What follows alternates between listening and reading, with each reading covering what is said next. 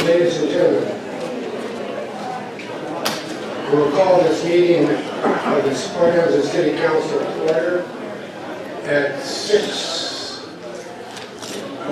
p.m. in about 54 seconds. So we have a roll call. Mayor Downey. Here. Deputy Mayor Tisch. Here. Councilmember Brooks. Present. Councilmember Collins. Here. Councilmember Gates. Present. Councilmember Meredith. Here. Councilmember Lennon.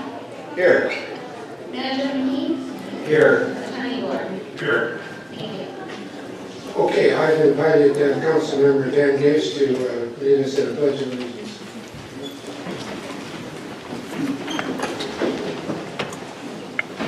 I pledge allegiance to the flag of the United States of America and to the republic for which it stands, one nation, under God, indivisible, with liberty and justice for all.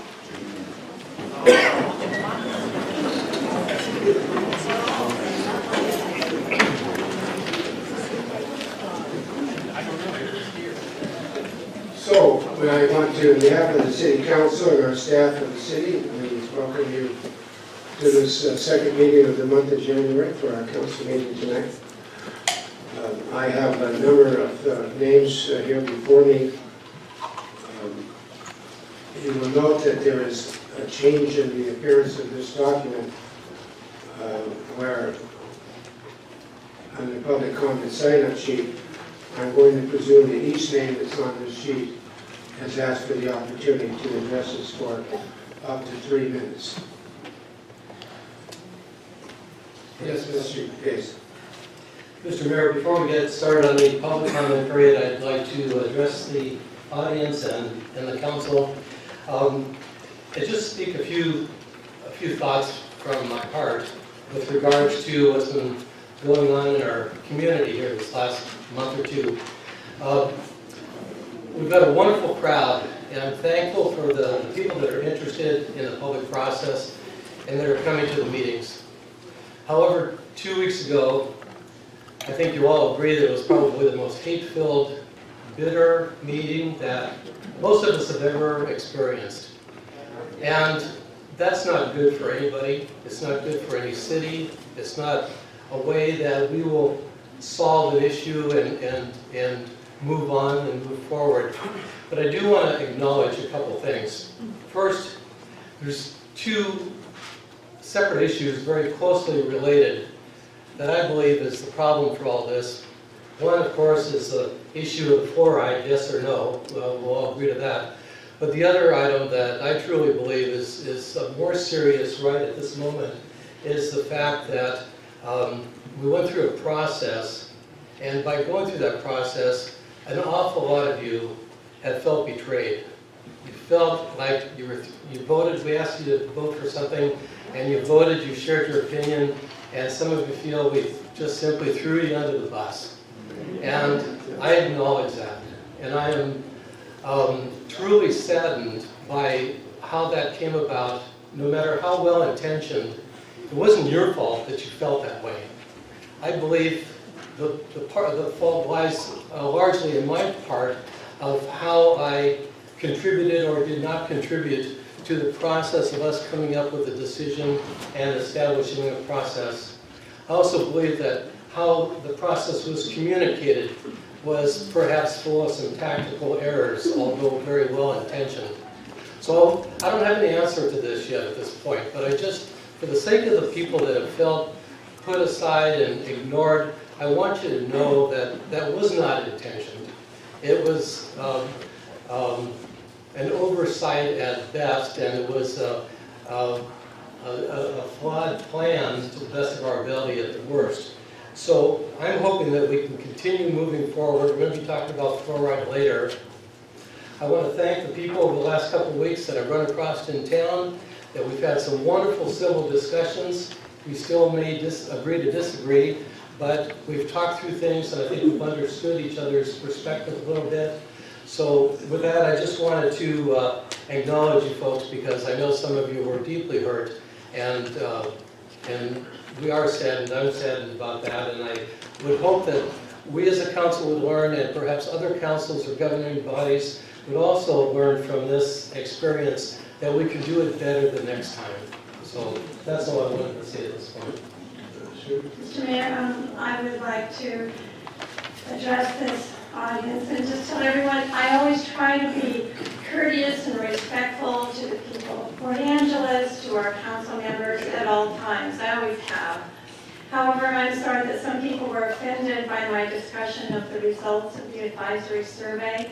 59% of the people did not respond. 74 of the people turned in responses that they didn't want to vote on this. But I misspoke when I inferred that they may have had no problem with our water because they didn't respond. They just simply didn't respond. And so, you know, we have spent countless hours reading and studying the fluoride issue and considerable time listening to public comment last year. And it's really rude to interrupt us. And so I will not be rude, but please don't be rude. But we have spent countless hours reading and studying the fluoride issue and such considerable time listening to the public and to our healthcare professionals. And I've spent more time on this issue than studying any other issue among all the important issues facing our city. And so I really thank everyone, absolutely everyone, for their input on this issue for our council. And I am so grateful when people have approached me in a civil manner, civil discourse. I have read the material that was given me and I listen to it in a civil way. When it's not civil, then progress isn't made. So thank you very much.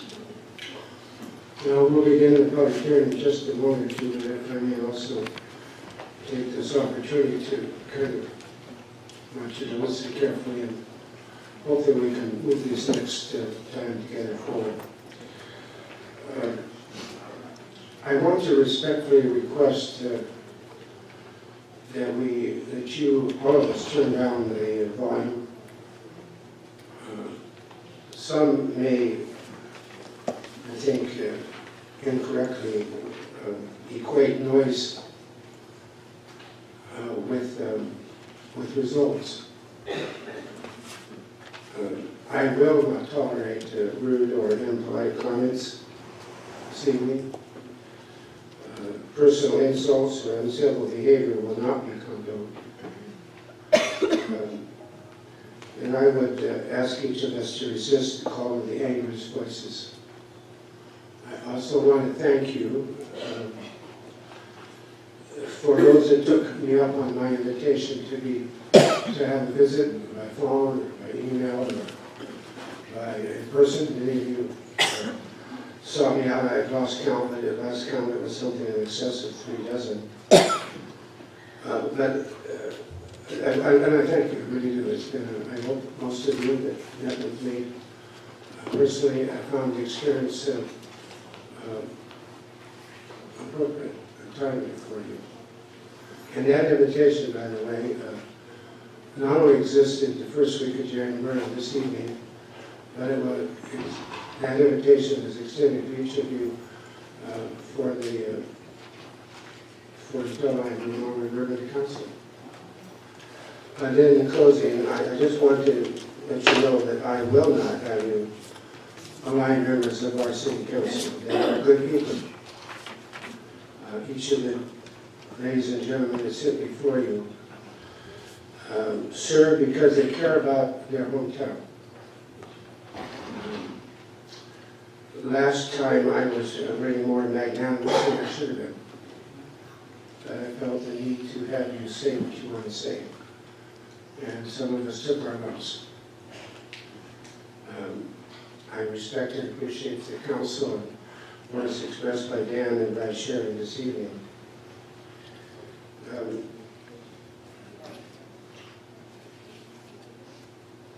Bully behavior does not set well. Bully behavior does not set well with me. It ought not to be the spirit that we have here this evening.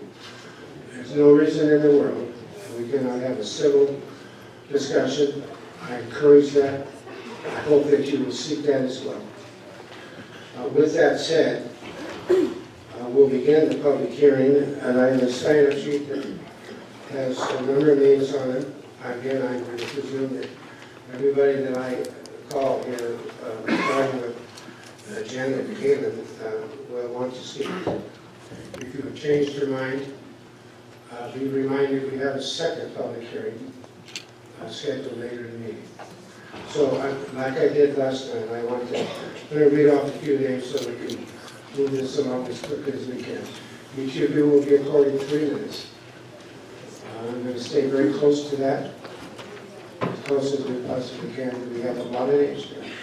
And we have other business before us on this evening's meeting, so I would, with all that said, let's begin with Janet Galen. Please state your name, your address. Janet Galen, 2902 South Regent Street. With the City Council's December 15th vote to continue water fluoridation for the next 10 years, everyone loses. The infants lose because they're among our most sensitive individuals. Most parents don't know that you should not give babies fluoridated water or use it in their formula. The children lose because they will continue to receive uncontrolled amounts of neurotoxins, fluoride, lead, and arsenic, in their water, on top of the uncontrolled amounts of fluoride ingested from other sources. Dental fluorosis and other ill effects of these substances will continue to harm our children. The adults lose because they're deprived of the right of informed consent. Doctors and dentists cannot force medication on people, but here a city council is smugly doing so. The adults also lose financially when they have to pay for bottled water in addition to their city water. Adults also experience adverse health effects from fluoride. The city council loses because when they trash the democratic process, they lose all credibility with the people. Frustration grows, reputations sink. Large amounts of time, energy, and money have been spent by the city council to reveal our public opinion on fluoride, but the council does not honor the results. Note that the current results are consistent with public votes taken here in 1951 and 1975. The people do not want water fluoridation. How much more time and money will the council squander opposing its own citizens? The city of Port Angeles loses because the growing disconnect between the city council and the people creates a city of conflict rather than a city of unity. Everyone loses. Yet the losses and ongoing dispute need not continue. The majority of Port Angeles citizens want clean, unadulterated water for the health of themselves and their children. They want the right of informed consent to medications. They want their votes to have counted. And they want a responsive city council. The city council can respond appropriately to all these goals by reversing their decision to put fluoride in the water. They can offer the community dental health support in the form of health education, toothbrushes, xylitol, chewing gum, etc., without forcing fluoride on anyone. The dispute would end, and the city council could move on to other business. Everyone could win. Everyone could win. The city council can make this happen. End water fluoridation and start our city on a path of healing. Thank you.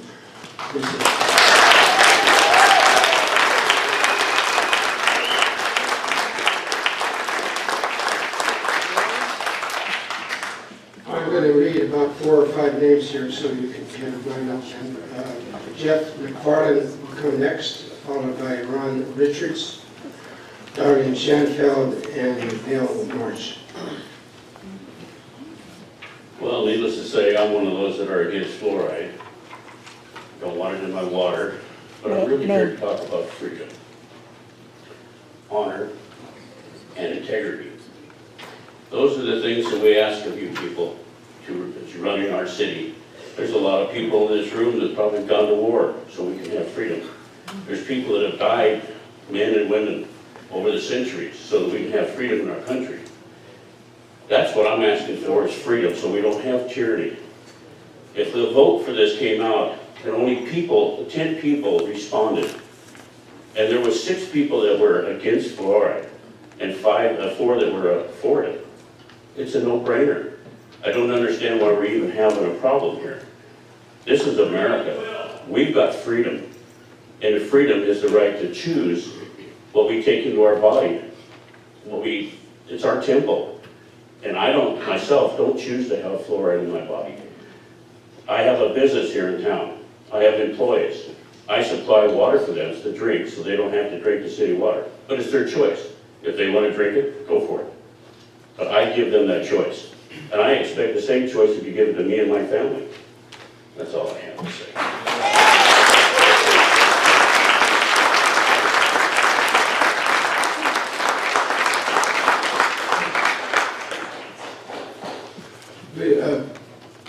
Please state your name, your address, residence. I'm Ron Richards.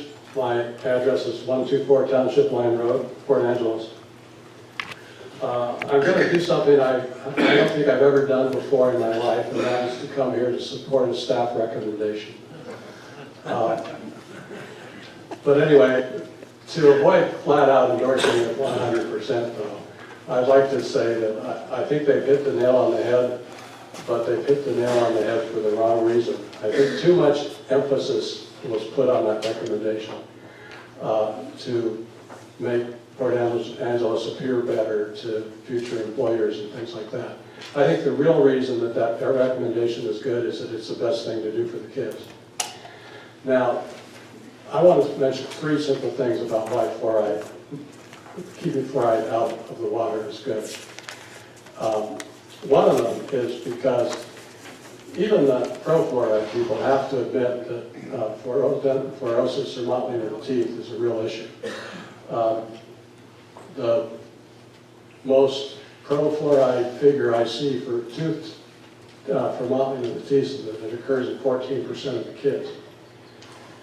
Now, some people dismiss that as being merely cosmetic, but I'll tell you, as a kid, I had an acne problem. And I can assure you that cosmetic problems are real problems for kids.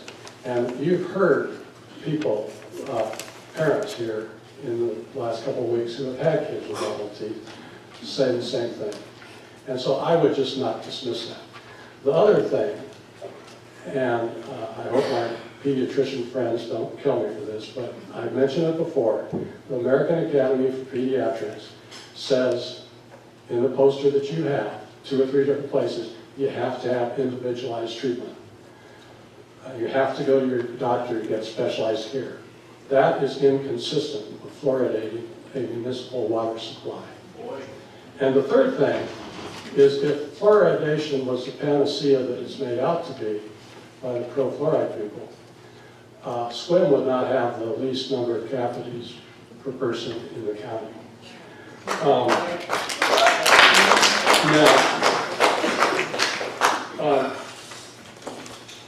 I hope this dental health care initiative would include an anti-sugar plank.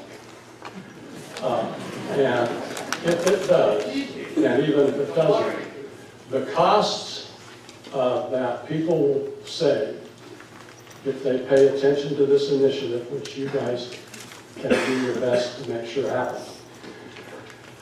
The cost of this initiative can easily be paid off by everybody in this city drinking 2 fewer Coca-Colas in a year. And I think that this minuscule cost is well the effort. So I think everybody wins with this proposal, and I congratulate the staff for coming up. Thank you.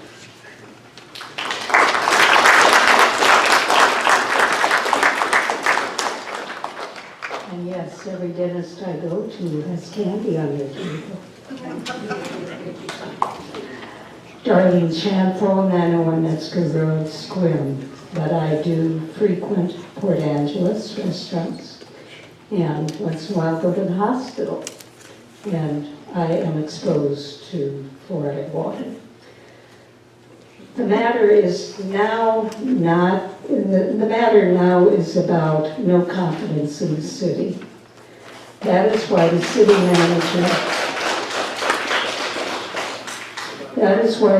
manager McKean gathered department managers and wrote the letter he did. He and staff have felt the citizens' heat, anger, distrust, and frustration. The issue is singular. Support the citizen vote or don't. That is the choice the council has. Fluoride has left the station. That isn't even the issue anymore. That argument is passed. It is about respect for the city council. If you vote to stop fluoride and tax the citizens to pay for something else, and I know this is option 5, that goes beyond respecting the citizen vote. There was nothing in that vote that said the citizens would have you pay for something else. And another advisory vote, I think that's number 4, is ludicrous. People will laugh and not vote. They already don't trust the advisory vote, and you'd be wasting more city dollars to try and do this. If you council vote to regain public trust, vote against fluoride. Vote against options 1, 2, and 4. And support option 3. Option 5 is okay, but option 3 gets to the point of what the people voted for and what you asked them to vote for. And I'd like to suggest something else. If you vote against stopping fluoride, then an initiative process to unseat you and place the citizen in another category will stop. If you vote, and I think you already know, all of you, how you're going to vote, either to keep this going or not. And I would suggest, and I would like to see right now, and I don't know if I can do this, and if I can't, maybe somebody on the city council would take a straw vote right now to see how many are going to vote for either option 3 or 5.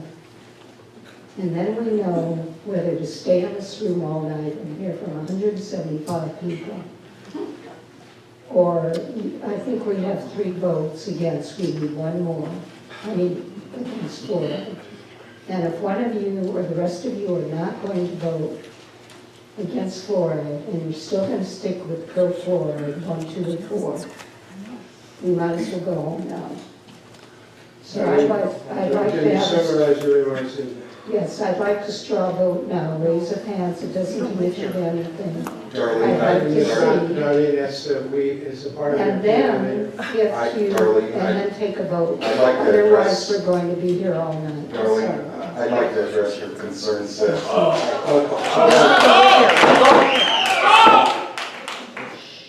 this is going to be our first item on our agenda this evening, once we get through our consent agenda. So folks, just like 2 weeks ago, hang in there, okay?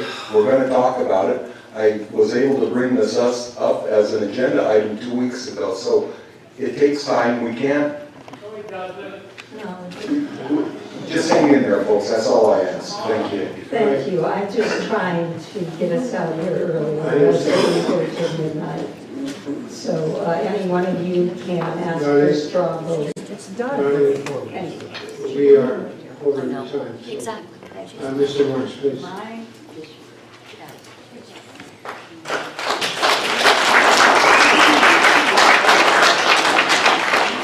name is Bill Marsh. I live at 204 Columbus Avenue. My comments have to do with sort of the quality of the evidence that's been presented here and is presented in this argument.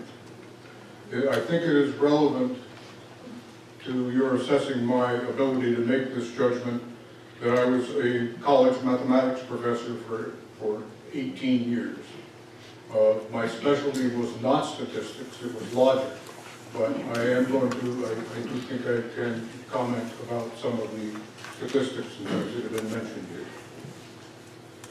I think that the advisory vote was flawed in at least a couple of directions. One is it excluded renters, if I understand correctly. And it is my belief, although I have no proof of it, that the renters are more likely to give greater credence to traditional science and medicine than do alternative science and alternative medicine. Again, I don't know that, but I think it might be true. Secondly, the children, the people who most benefit from fluoridation as a public health process are children, and they were not included in the vote.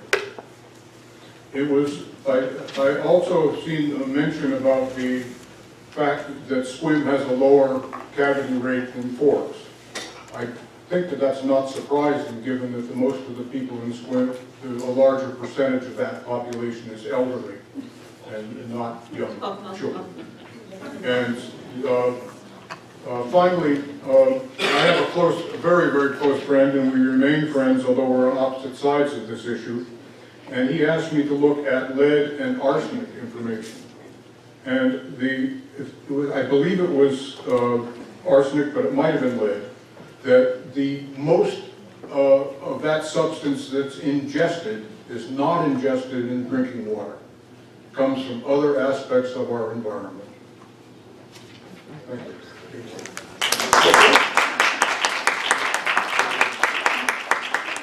I'm going to read again about 5 names. A couple here I'm going to have trouble with, so you'll have to forgive me. I believe this is Brian Blaze, followed by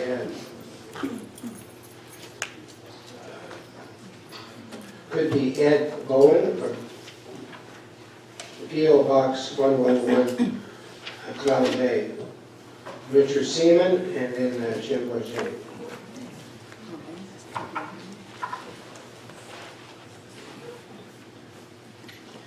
My name is Brian Blaze. My voting address is 171 Lemon Road, Port Angeles, Washington. Let me introduce myself a little bit. I want to give you a little bit about my background education. I'm currently retired. I used to be in the medical field. I was a 1978-79 Board of Trustees Scholarship recipient at Penn Valley Community College, Kansas City, Missouri, and I studied radiology technology. Later in my education, I taught for Skagit Valley College for about 3 years. I've also worked for the federal government, for the U.S. Department of Commerce. Not bragging, just trying to give the indication that I am an educated man. Now, I am an opponent of fluoride, and when I decided to oppose it, I decided to oppose it based on research. Not research from people who are involved in the situation, because I believe the American Dental Association, a number of other professional organizations have a horse in the race. So my research I did with the Environmental Protection Agency, the National Center the National Institute for Health. I also referenced the MSDS sheets, the information sheets that are required by federal law to accompany the products that you're buying and adding to the water. Now, we've been duped. We've been duped for years. Sir, please have you summarize your words. Yes, sir. Basically, the information I've gleaned from the Environmental Protection Agency, the National Institute of Health, are recent studies, as recent as June of 2015, which recognize fluoride as a neurotoxin. We don't want this poison on our water.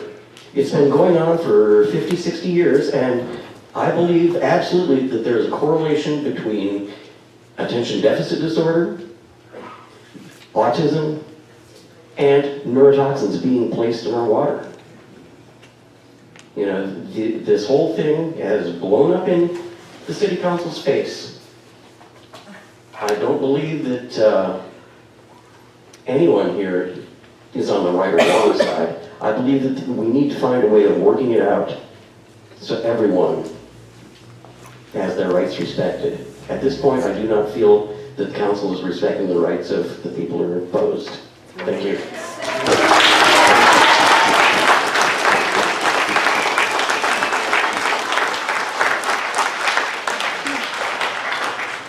Mayor, Councilman, my name is Zed Bowen. I'm a citizen of the county and P.O. Box 111 Clallam Bay, and I'm here before you on a different agenda item, and that's the proposed appointment of someone to the Clallam County Trust Lands Advisory Committee.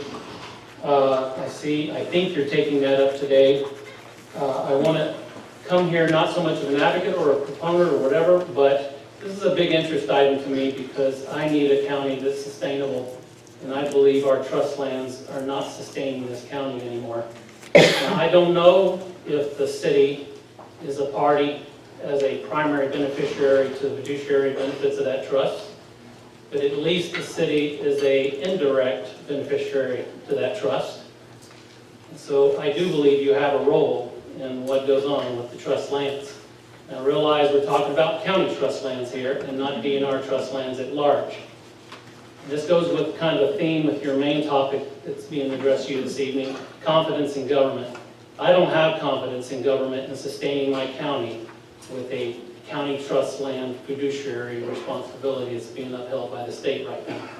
I, as one, came before the Charter Commissioners, Clallam County Charter Commissioners, to change the charter to make our resources our counties and not under the management of the state. It was compromised. A compromise was drawn that this trust committee would look at the issue so that if this ever became a vote of the people, which I believe it should be, that those that are voting would be familiar and understand what they're voting on. And I advocate that, and for that purpose I come before you to give this due consideration as participation in this committee. Thank you.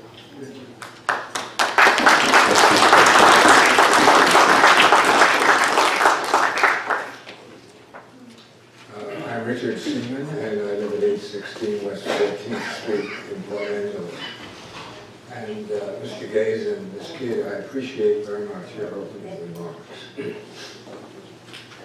This huge controversy over fluoridation has come very close to the boiling over point, and City Council's vote to sign on for another 10 years has turned up the heat. Now, I do believe that City Council wanted to do the right thing by this fluoridation process, the right thing for all of us. Their intentions were good. But the whole process of fluoridation from beginning to now, from its imposition on us to a recent advisory ballot, NESA, deeply flawed, it was a deeply flawed process and undemocratic. To turn off the heat and make it possible to create a new future for all of us, I recommend the City Council take another vote, bite the bullet, and decide to end fluoridation when the contract expires. And then publish that in the newspaper, Peninsula Daily News, so that everybody can see that it has been done. That fluoridation of Port Angeles water has ended. Now I realize that voting to end the fluoridation may not be easy. Doing the right thing rarely is. However, doing so will free us up to let go of the past, to let go of divisiveness and animosity, and to move on. The next step would be at another meeting of the council to talk over what the city council might want to do. Think inside the box, think outside the box. Explore various possibilities. Take your time doing this and see what you come up with. I appreciate this opportunity to speak to you. Thank you very much.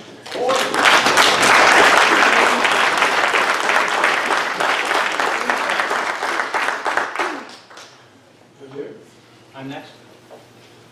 So following Mr. Bourget's remarks, we'll hear from Crystal Tack, Eloise Kamen, Chris Frank, and Todd Irwin. Excuse me. My name is Jim Bourget. I live at 313 North Ridgeview Drive in Port Angeles. I think most, if not all of you, are aware of my position on the situation. No problem. First of all, I'd like to thank the city staff for taking positive action to resolve this most serious controversy, and the city council for its willingness to reconsider and honor the wishes of the majority of the community. I would also like to ask that everyone here tonight continue, as they have pretty much thus far, to be respectful, courteous, and professional while we find an answer. I think both sides have made their points abundantly clear. So express your wishes. I get hostile up here sometimes too, but be professional. I'm encouraging the City Council to choose option 3. For those of you who aren't familiar with it, that is just the ending of fluoridation, period. And find the best financially realistic way to proceed with other options for dental care in our community. I would also like to encourage all the dentists in the county, many of whom have spoken here about the needs of the children and those less fortunate, to get treatment. I would encourage them, first of all, to determine how many of those in need in our county use Medicaid. And then take that number, and then each of the dentists to take a percentage of those people and provide treatment.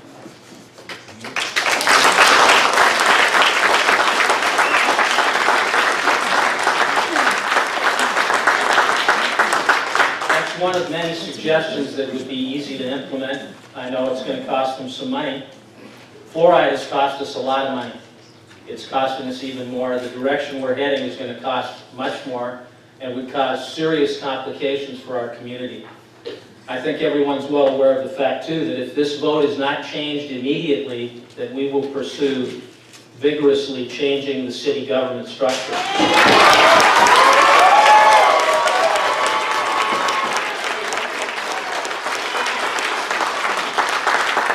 Personally, I feel that would be the wrong direction to go, but if they do not change this vote, I will vigorously pursue it.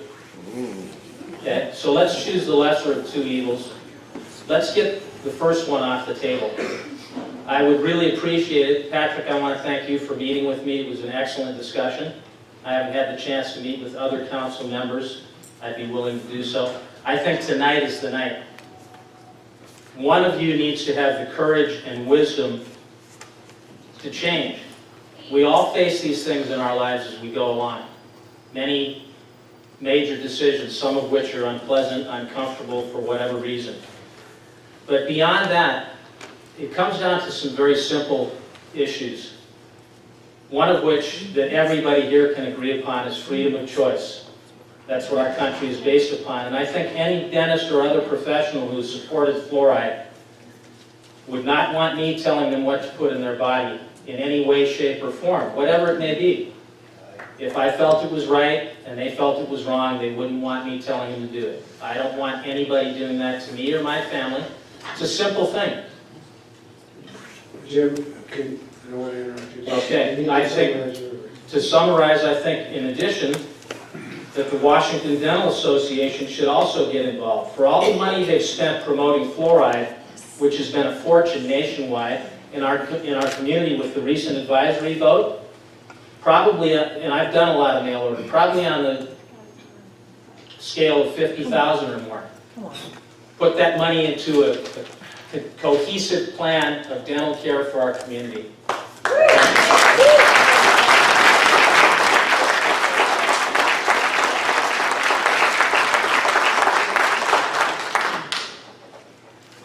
Hello, my name is Dr. Crystal Pack, 344 House Road, Slim, Washington. I'd like to say thank you, Dan, for your comments, and I would like very much to meet with you. I have put an email into the 4 of you that are pro-fluoride and other letters, and I've not gotten a response from anybody. So if I could meet with the 4 of you at any time individually, I would be very honored to do that. Also, I would want to respond to Sherry in her comment about the 59% vote. My understanding, and I could be wrong about this, this isn't my end of expertise at all, but my understanding is that there was like a 46% turnout for the poll, and the average amount is something like 5 to 20%, and this was like a phenomenal turnout for a poll. Okay, so I also want to respond to the fact that I feel like the 4 of you are overly influenced by the medical community here. You're not responding to the community itself, but you know, the big push, a lot of this, you know, the noisy people, that's because they're the full citizen backup. They're all walks of life, they're not just the polished professionals. So you're getting people who, this is not what they usually do. Okay, so in my response to the saying that I think you're overly influenced by medical people, I have a real strong feeling about that because the medical people, that's naturopaths, medical doctors, dentists, I don't believe any of us have been trained to see what chronic fluoride toxicity looks like. We do not see what we're not trained to see. Doctors and dentists are not trained to look for chronic fluoride poisoning. As a naturopathic doctor, I too have not been trained to look for chronic fluoride poisoning. I hope you have this paper in front of you, by the way. I did give it to you early. But I have been trained to believe, number 1, the body has an innate ability to heal. Number 2, illness is a symptom of something in the way of that healing process. 3, look for the cause of disease, not just treat the symptoms. 4, create a safe environment for each individual to have an optimal chance to be healthy. At the front of the wave in medicine is a growing understanding of how much genomic SNPs affect our health and ability to cope with our own environment. Science now finds that genes not only determine hair color, eye color, and a variety of other things, but also affect people's ability to detox and indicate predispositions to health issues. We have heard that there are genomic SNPs that indicate a propensity to cancer. You need to summarize your remarks. Already? Oh my goodness. Well, okay. Other conditions are now being associated with all kinds of genomic SNPs, and it's like this new science is showing about, Sherry, about 50% of people. Come on. Now this is serious, you guys. 50% of people now have genomic SNPs that they cannot detoxify properly. This is huge. And there's a lot more that I want to say here, and please read this. Because there's also about 8% of our public has kidney problems, and they also can't detoxify properly. All these people are struggling with things that other people could handle normally. I will talk about it here, a patient that I have who clearly was poisoned by... 3 minutes. We're almost approaching 4 minutes. Oh, I'm so sorry. Yeah, okay, you're clearly done. poisoned by fluoride. So please read what I wrote here because I spent a lot of time writing it. I would appreciate the respect of reading it.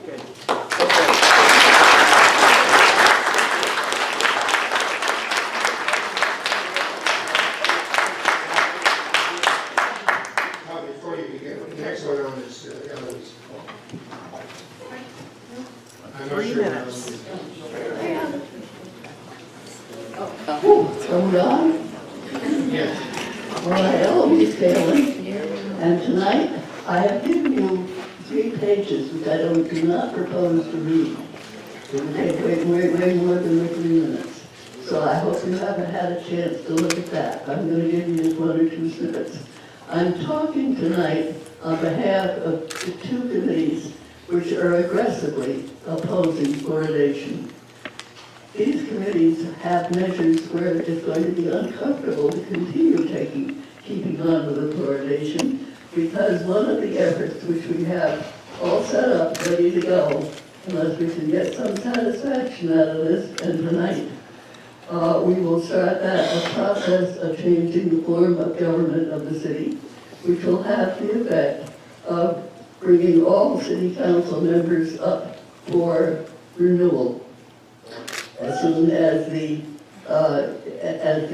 citizens agree to change the form of city government. That means the citizens are in control of your city.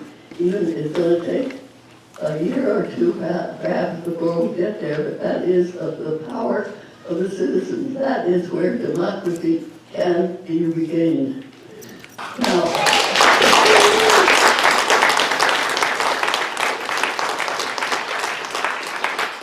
we hope we don't have to do it. Our two committees, one of which is called Our Water, Our Choice. That one is a political action committee, and we'll be making reports to the Public Disclosure Commission. The other one is Clallam County Citizens for Safe Drinking Water, which is a nonprofit corporation registered in the state of Washington since 2003. We appreciate the staff report. We very much appreciate that they have put two options in their report that call for cessation of fluoridation. Either one of the two would be much preferable to doing absolutely nothing, and the other three propositions are all losers. Our favorite option, the option three, is a winner. Our organizations, both of them, support option 3 to discontinue water fluoridation at expiration of its contract May 18th. This option is clear and in simple terms, reflects the intent of the overwhelming majority of consumers who responded to your survey. And as you've already noticed, these people feel cheated and violated by the 4-3 council vote on December 15th. They were further insulted and even frightened by the wacky reasoning that those not returning ballots were to be considered as yes votes. Citizens were shocked that such reasoning was used to justify a decision to medicate others with fluoride without their consent. Would such reasoning be applied to approvals for city expenditures? There are a number of avoided costs. Could you summarize your remarks? Okay. Option 3 is the winner. There is a modified form of your option 5, which we would also support, which involves a much less costliness to your ratepayers. Basically, the good one's option 3. Thank you.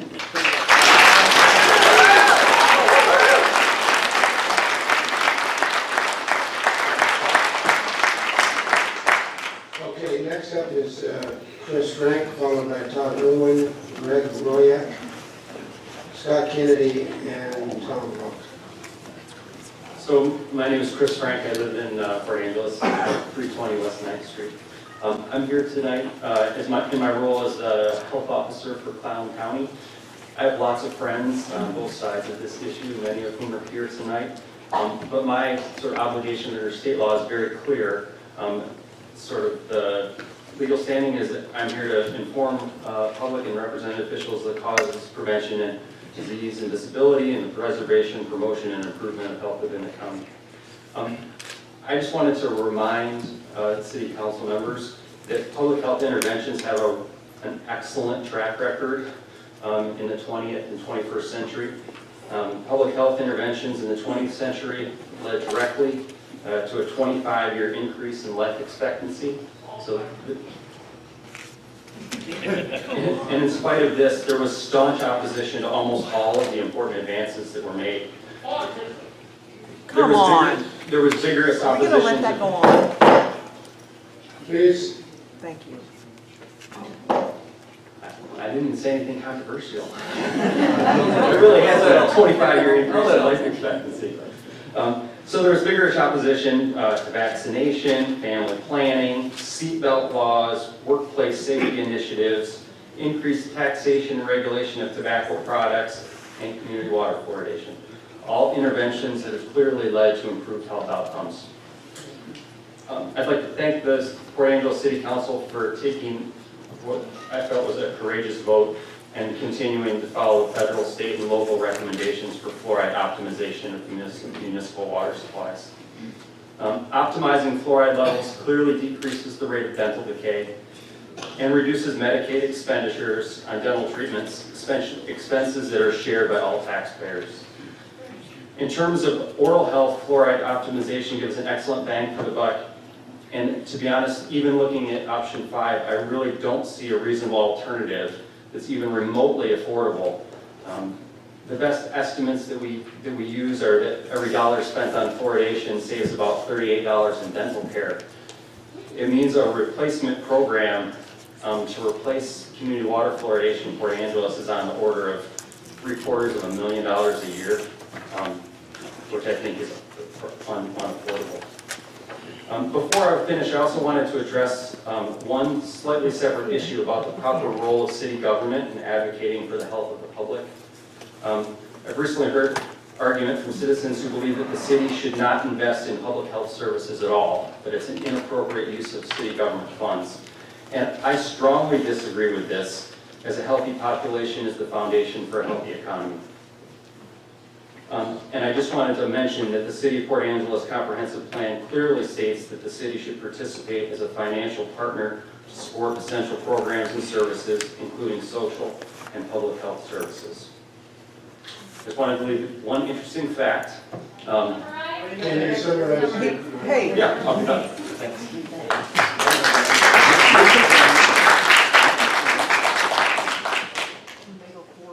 Todd Irwin, 5010 South Mountain Terrace, Port Angeles.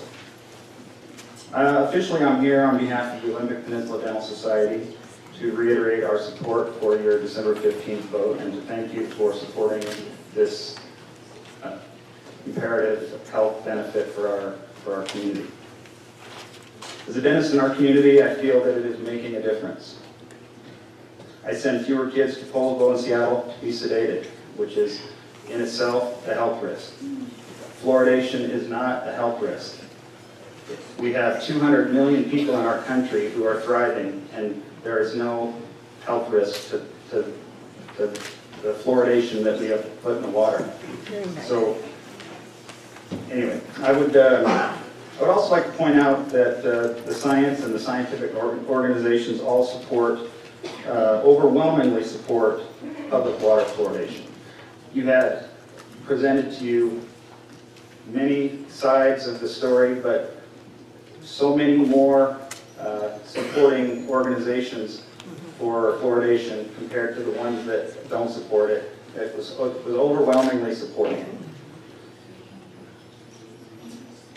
Also, I would like to acknowledge the citizens of our city that are in opposition, because I talk to you every day in my office, and I feel your pain and your feeling of disenfranchisement. Come on.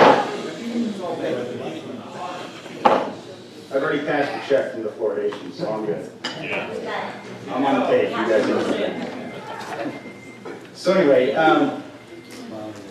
what I wanted to say with that was, I think that when it comes down to our rights, I believe that our rights are important. I believe that our personal choice to what we put in our body is very important, and our country believes that as well.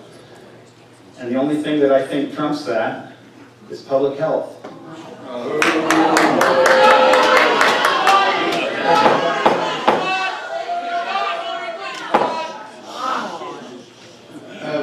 When I wanted to become a dentist, I had to take a hepatitis B vaccination. I asked you earlier to be civil. That's not happening now. We will need to take an interruption and adjourn this proceeding for a couple of minutes if you continue. Absolutely, without hesitation. Thank you very much, and I hope that you don't take this benefit away from our community. Thank you.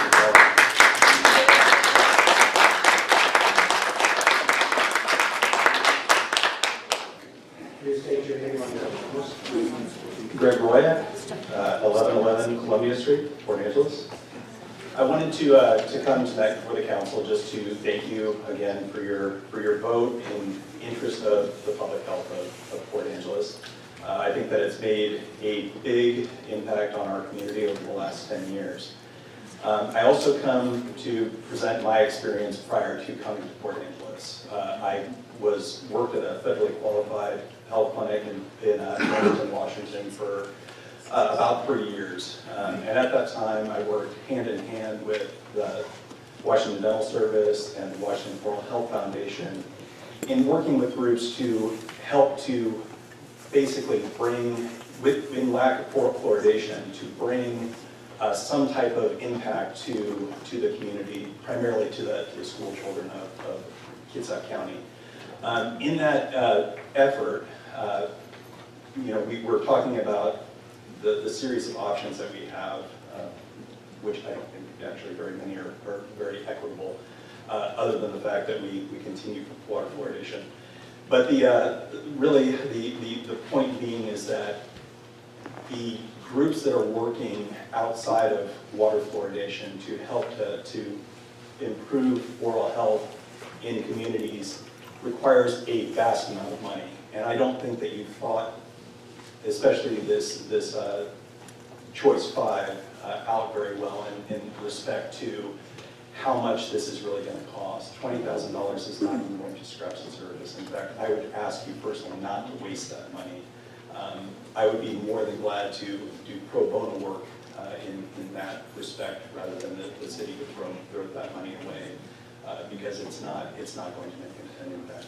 That's right. I thank you for your time. I ask you to continue to continue water fluoridation.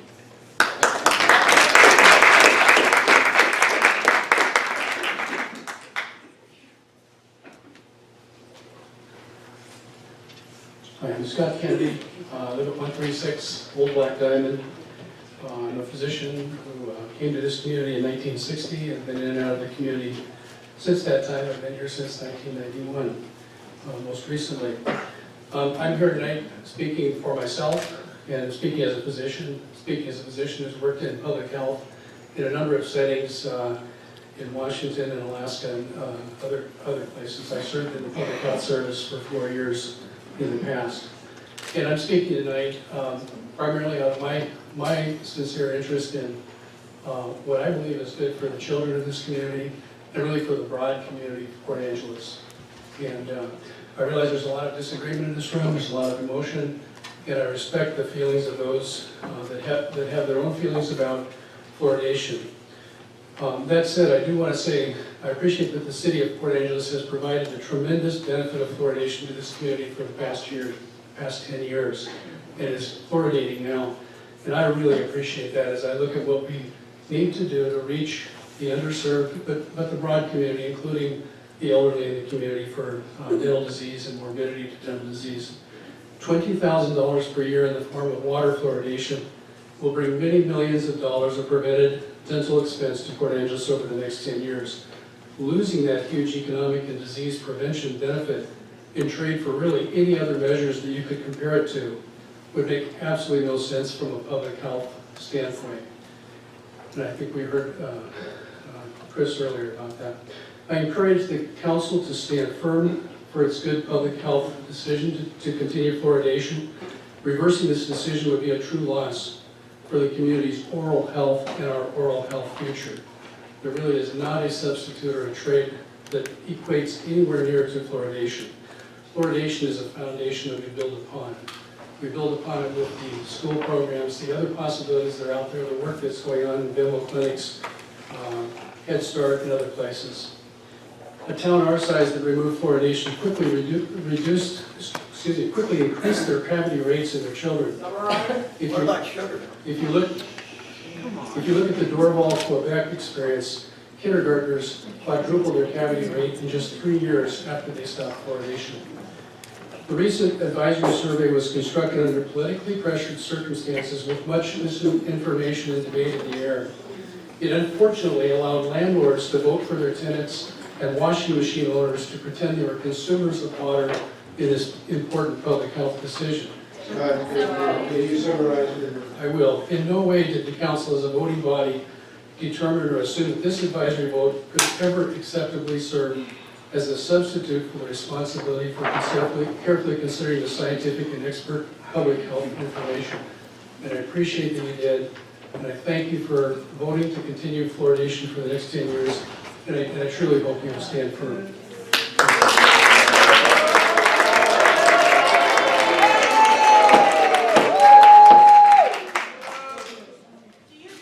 If this continues, we're going to have to stop the hearing so we might get back on track. Please do that for your sake as well as ours. Not too long. Hi, Tom Locke. I think I'm well known to the council, and I live. Yes, my address. I live at 267 Pike Place in Sequim. It's actually in the unincorporated areas of this county. First of all, I'd like to thank the 4 members of the council who voted in favor of community water fluoridation back on December 15th. As you've heard from me many times, community water fluoridation at its core is a public health issue, and public health is not a popularity contest.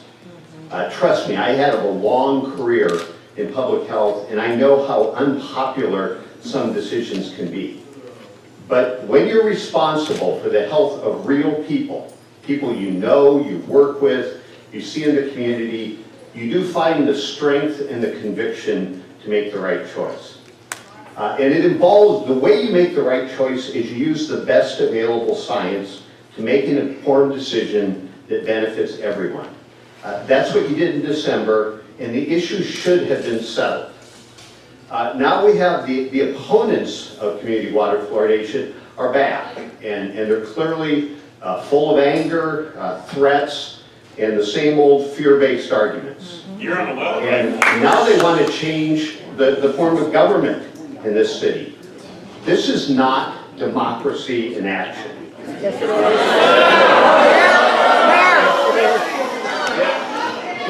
plain old bullying tactics. Now he's being insulted. You know, and you can hear it in the lack of civility that's existing at this very moment.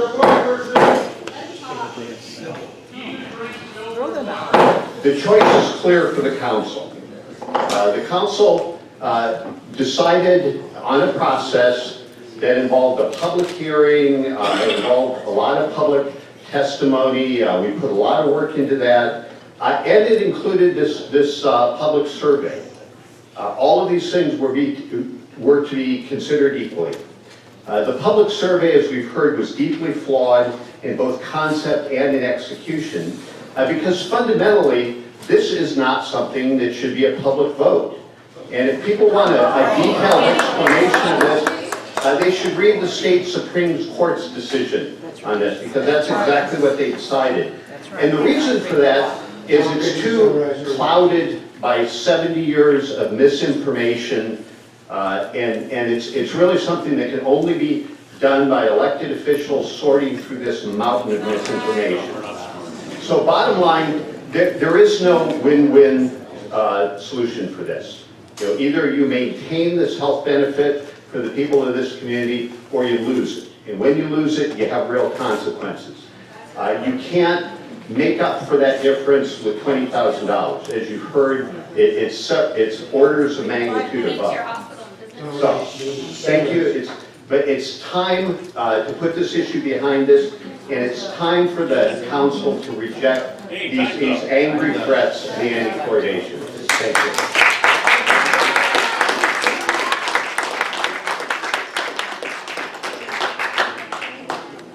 Okay, so the next 5 or 6 that they could be prepared to. First will be Diane Oaks, followed by Harvey Kalin, Cindy Churning,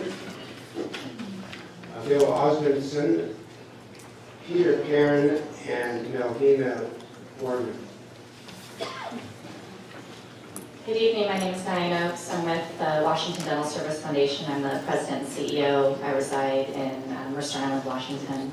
I wanted to be here tonight in addition to the public hearing and the community forum that I also came to attend to express support for your continuation of community water fluoridation. And a lot of times when we talk about fluoridation and oral health, we focus on teeth. And I wanted to also say that this isn't just about teeth. It's about kids being out of pain so they can learn. It's about older adults staying healthy with their teeth so they can eat and be active. And it's about people being able to keep their jobs because they're not in painful tooth decay. So this is more about teeth, more than teeth. That's one of the reasons why the organization that leads the national effort for fluoridation is the American Academy of Pediatrics, because they see that this is about whole person health, about kids, and not just their teeth. It's about their development too, as well as seniors. So our foundation has had the benefit of partnering with this city for over the last 10 years in a number of different ways. Beyond fluoridation, we bring our Smile-Mobile here. Annually, we invest in the Access to Baby and Child Dentistry program, which helps low-income kids access dental care. We support the Vimo Clinic to expand their nonprofit dental clinic services. We work with the hospitals and the medical providers to engage in oral health and the medical visits. And all that is really important work, and it helps to increase access to care. But about 80% of disease is dependent upon what happens outside of the medical or the dental office. It's about your environment, it's about the influences on your behavior, and community water fluoridation is really the #1 tool for preventing oral disease among the population. Brushing your teeth! So I wanted to share just a little bit about who we are. We are a board. Our board is made up of 14 people. Half are dentists, half are non-dentists. They're physicians, they're children's advocates, they're seniors advocates, they're public health people. Our staff, we have 20 staff. We have backgrounds in social work and education and public health and public policy. And each of us comes to work every day because we care about the people across the state of Washington. We care about the people here in Port Angeles. We're also moms, and we're dads, and we're children of aging parents, and we wouldn't be supporting something that we didn't know is very safe and effective and good for the people of our state of Washington. So I thank you for your leadership on this issue, and we look forward to continuing to partner with you to maintain community water fluoridation in your community.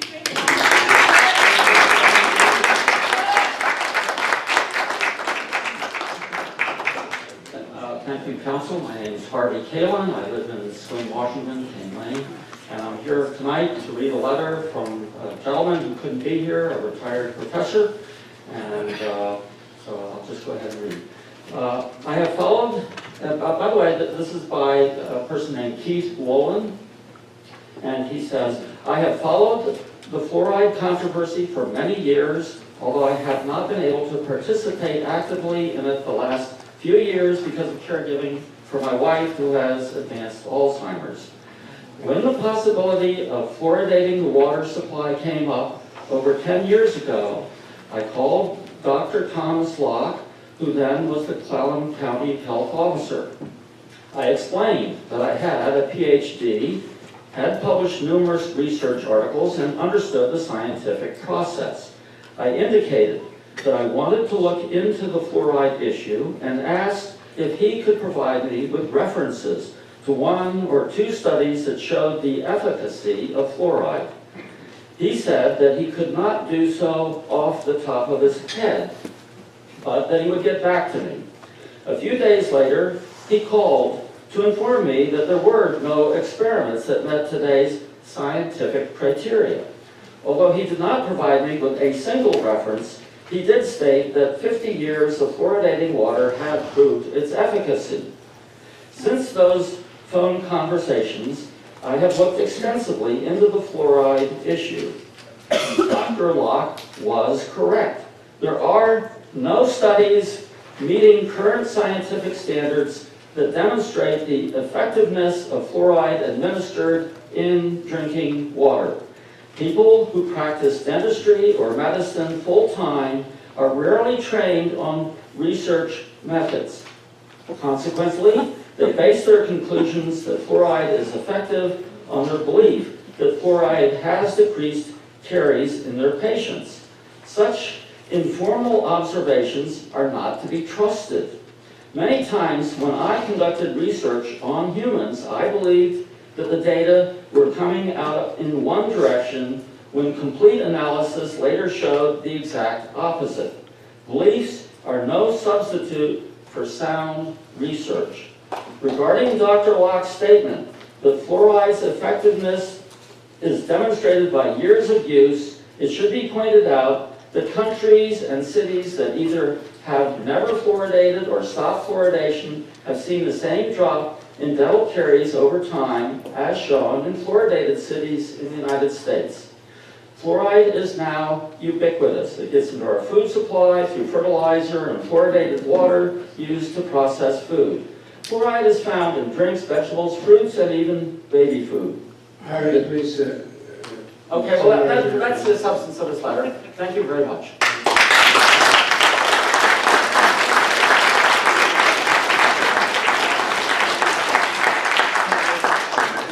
Cindy? Cindy, 2530 West State Street. Just some pertinent information regarding the fluoride and the water issue. I called 3 different plumbing businesses today, some in Sequim, some in Port Angeles. Actually, I called about 5, but they all said the same thing. And it's regarding the water filtration systems that remove contaminants, including fluoride. By the way, they were all against fluoride, which is interesting. The first one cost between $800 and $1,000 per unit, including installation. The second one was quoted $1,000 for the unit and installation. The cheapest one was $600 plus the installation. These are filtration systems that include reverse osmosis. These filtration systems are only capable for a faucet used for drinking or cooking. Bath or shower facilities could not be hooked up because these filter systems only make 1 gallon at a time. Again, the skin is the largest organ of the body. We are absorbing this toxic water through our skin and inhaling it into our lungs. Nobody seems to even bring that up. To accommodate water filtration for an entire house would be in the tens of thousands of dollars. That's what they told me. Also, the filters would cost $150 a year, and that's an ongoing expense for each person that just have it. I respectfully say that the $100 rebate per customer is ridiculous, but I say it respectfully, and is not a reasonable option. Oh, and Jim's Pharmacy, do you know they still give the fluoride tablets for the children out for free? It's free. It's not the same thing. And as I've said before, if a parent can't remember to give the tablet to their children, that is an absurd reason to medicate an entire city population and so many communities.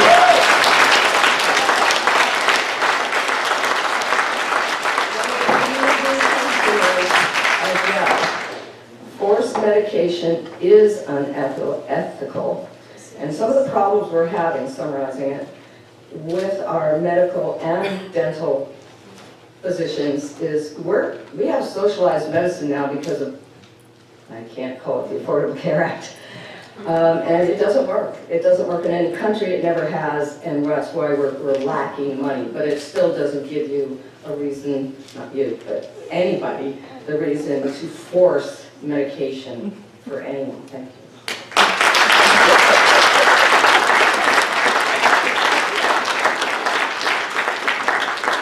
The next one is Bill Hoskinson, Peter Barron, and Dana Barton. Is that me? No?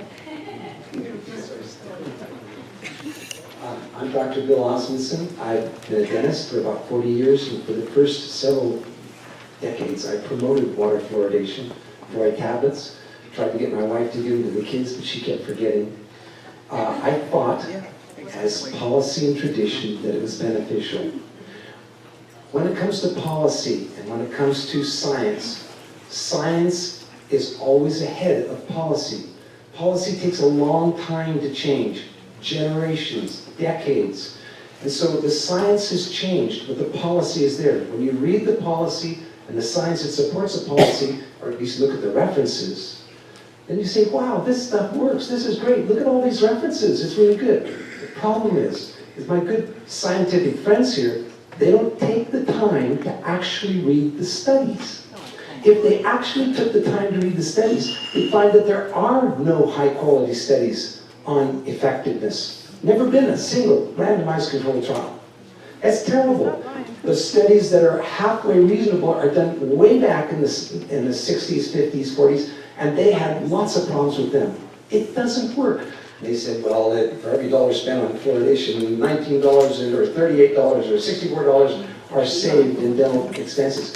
Those are based on estimates of assumptions. They assume it's beneficial, now let's estimate how much it saves. It's not measured evidence. When you look at the measured evidence, it doesn't help. Okay, what I want to talk to you about is consensus. I think we can rally around here on both sides around a very strong consensus and work together for the health of the community. When I see signs of health, absolutely I'm in favor of health. And we can, but it's not fluoridation. Fluoridation is not a remedy for sugar abuse.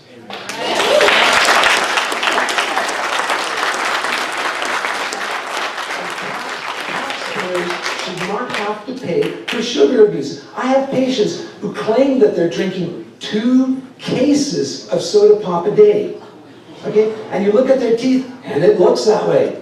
They're junkies at it. Of course, a small amount of soda pop can do the same thing for certain people. So, what we can do is option 3, stop fluoridation, or option 5, which is really important and good, but take out the taxes for people. Put on a soda tax like Mexico did, and they reduced the amount of soda intake by 12%. Or like Berkeley has done to stop it. We can do it and have those people who are abusing the soda pop, abusing the sugar, pay a little bit extra to help the preventive care, help the education. It should not go on everybody. We don't have everybody pay for parking taxes, just those who drive the car and park there and pay for the parking meters. We should have a user's tax, a sin tax, a tobacco tax, an alcohol tax, and a soda pop tax on sugar.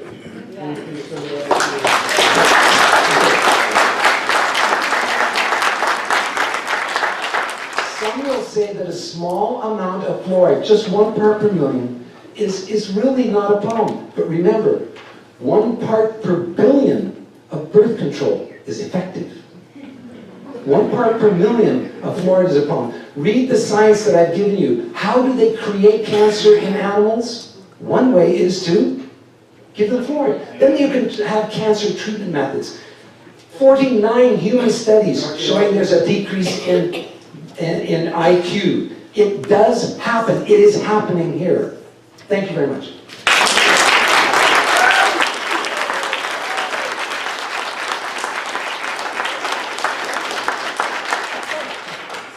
Good evening, my name is Peter Perrin. I live on Craig Avenue within city limits.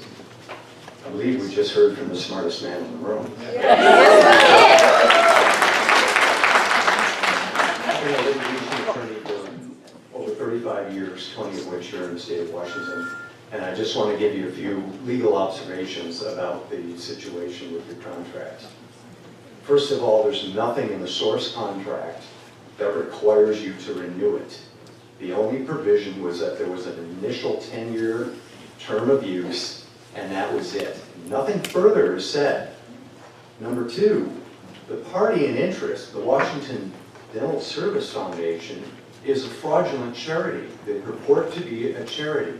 They're a limited liability company. By law, they can't be charities in the state of Washington.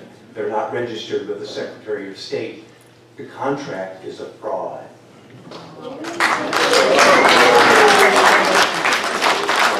supplier contracts, neither your supplier, Lucier Chemical, nor its parent, BHS Chemical, are properly registered to do business in the state of Washington.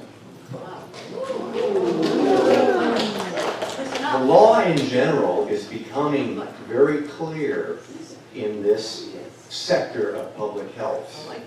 And what you're doing is you're venturing into gross negligence. There is a situation in Michigan right now where it's going to go all the way up to Michigan Governor Snyder as far as potential criminal prosecutions for what they've done with lead in the water. I'm sure you're aware of that. So the legal landscape is changing here. And if you elect to renew for no matter how long, and there's no 10-year renewal term. There is nothing said about renewal whatsoever in the contract. But if you decide to renew for whatever the term is, you're making a new decision in today's legal environment that may cause you personally some future legal liability, irrespective of when you leave office. So,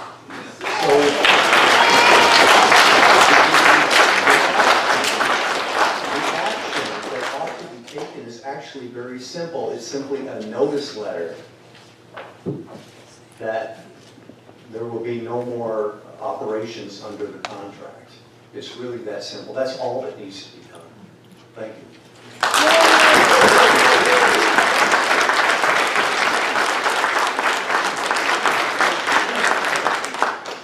Good evening, Melvina Warman, 224 Hawthorne Place.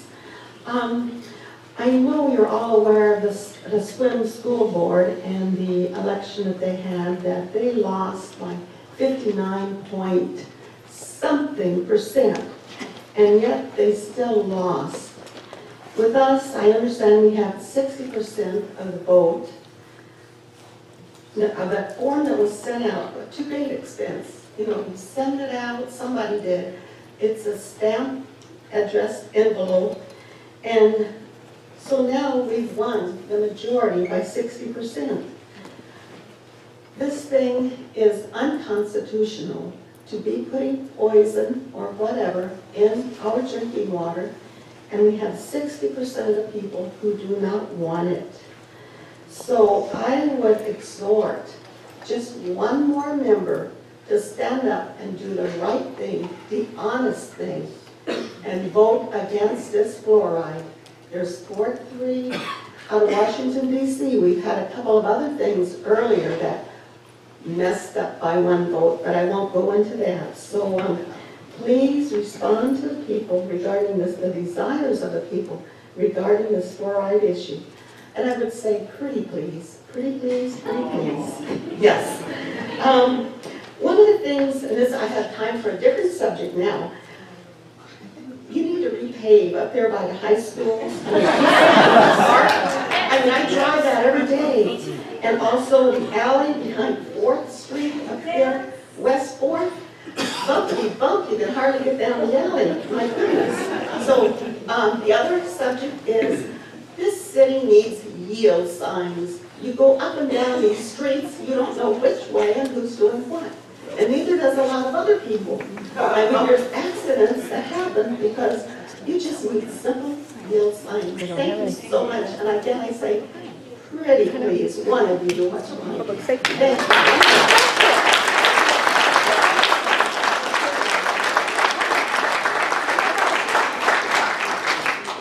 Let's use fluoridation research to help get heroin on our street.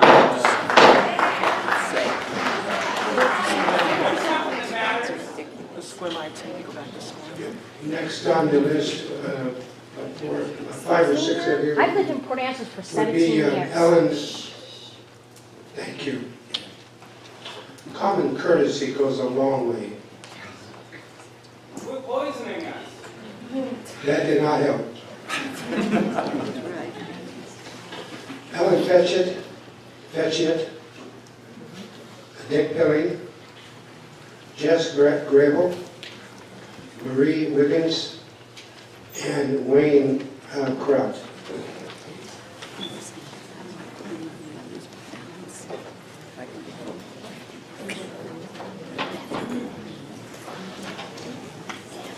My name is Ellen Fetchit. I live at 204 Columbus Avenue. I've been in this city since 1992, working in healthcare in many arenas in this community.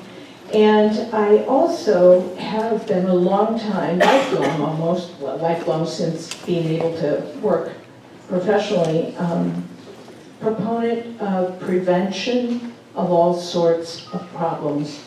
And particularly for children. So that's where I come from. First thing I wanted to say is I am so impressed with the beginning showing of democracy and trying to speak, as indicated by the fluoride people with their little demonstration of this is who we are. That's a strategy I learned from Nancy Amadei, a very famous person in this state, in teaching people to learn about their government and how to be involved in it. So I'm so happy to see that people are starting to pay attention and learn. I want to thank you all for the vote that you've already made in prevention of children's drug, or not drug, but we need to deal with that too. But the prevention issue, so much of the disruptive behavior here I find really disorganizes me, and I admire how well you all are doing. And I also want to thank you because I know that what amount of money you make for doing your job is, you are volunteers. And so I'm hoping the people that replace you, or that get somebody to replace you, are willing to put the hours in that you have with the thoughtfulness and respect that you've shown. So one of the things I'm very troubled by is just watching and thinking about how people understand how decisions should be made and by whom, and which ones we should all be involved in. I have a lot of education, but I'm really grateful I don't have to be the person on the front lines here, because it's not above my head, but I don't have the time and energy, and I want somebody else to really pay attention and study the research. Right after our December 16th meeting there, or whenever it was, the second meeting I attended, I ran across a U.S. Public Health Service recommendation for fluoride concentration in drinking water for prevention of dental caries. I read it very carefully, and then, the decision was made, and then I thought, let go of it. And because I'm pretty busy, I didn't have a chance. So my summary is that freedom's important, so is responsibility. Where should we show our freedoms? What are our responsibilities to the public good? I'd like to see some of the volunteer energy that's present in this room tonight be at the front end, working to help children become successful in school so we could reduce the dropouts, the drug problems in our streets and our community. It's rampant. I could say a whole lot more about it, and would love to talk to anybody who would like to get in there, because our community needs us. Thank you.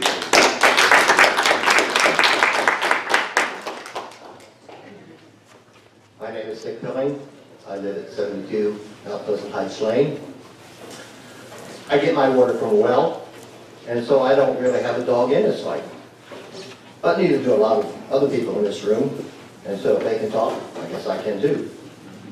And they do talk, and yell, wave signs, threaten, because they somehow think that we have a democracy, which it ain't, and that they voted to eliminate fluoride, which they didn't. They don't seem to understand that this is not a democracy where an organized group, or in this case a mob, can make decisions binding on others. This is a republic where people elect representatives, in this case city councilors, to make decisions on their behalf. And they didn't vote. They took part in an unscientific, non-binding, and flawed survey that, quite frankly, should never have existed. But the city council members rightfully ignored this survey, or at least some did, and instead conducted their own investigations and research and rendered a decision based on what they considered was best for the community. The system worked just fine. Interestingly enough, the decision to continue fluoridating the water was in keeping with the advice and encouragement of the local medical community. It's in concert with 75% of the water systems in the entire country. Sounds like it was pretty smart to me. But for those who do like unscientific surveys, I got one for you. 4 out of 7 city councilors make sound decisions. Thank you.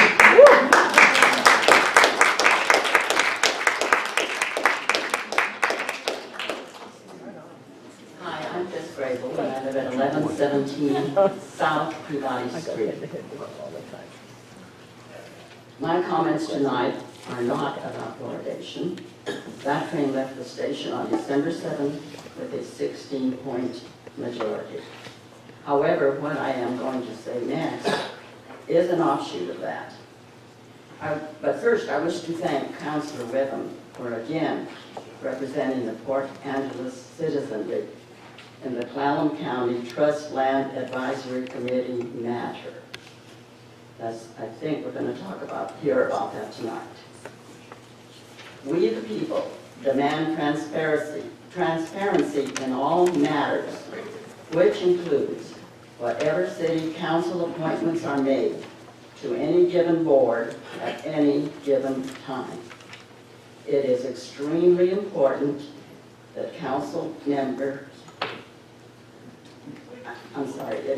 extremely important that any council member appointed to any board must have public trust. With civility, I state that Councilors Kidd, Gase, and Collins do not fit that bill. And I'm giving Mayor Downey the benefit of the doubt because he met with me and listened to what I have to say. The face of a councilor on any board in the future must be the face of one who guards public trust and represents the interest of the people. It's our city, and we have the right to know about all matters, including appointments under consideration beforehand. I trust that Mayor Downey will do the best he can with the present council to provide transparency in all matters while he remains in office. Thank you.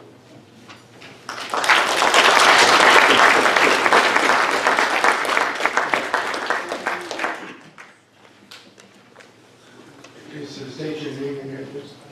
Marie Wiggins, 702 Caroline Street, Port Angeles. My husband couldn't be here tonight. This is from him. He has bronchitis, and so he is stuck at home. Mayor, City Council, citizens. I was involved over 10 years ago with the City Council when 25 dentists and 75 doctors helped us decide that fluoridation would be very good for public health. The other day I asked a dentist just how that has played out. He told me the results have been significant for oral health and with the many benefits that signifies. Physicians take a Hippocratic oath to care for their patients. This applies from cradle to grave.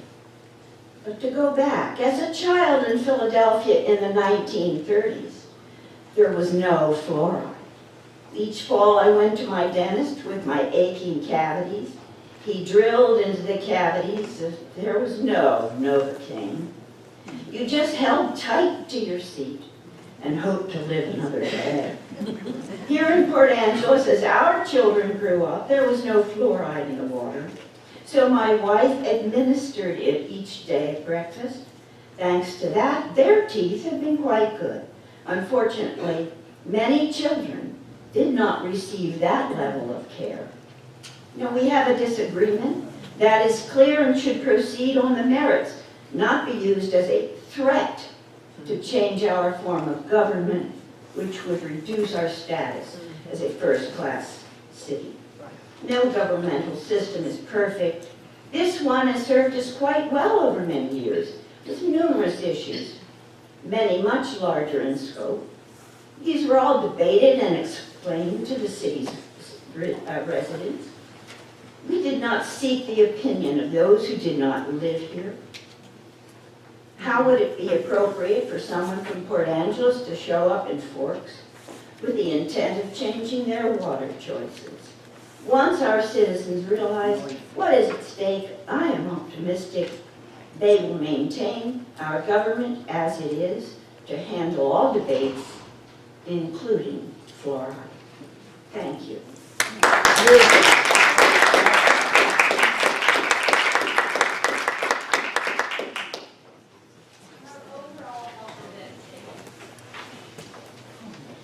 Good evening, Your Honor. My name is Wayne Crubb. I live at 1826 West 4th Street here in Port Angeles. My wife and I moved to this area about 6 months ago. We've had the pleasure of sitting in on most of the council meetings since then and have seen this argument proceed through its process.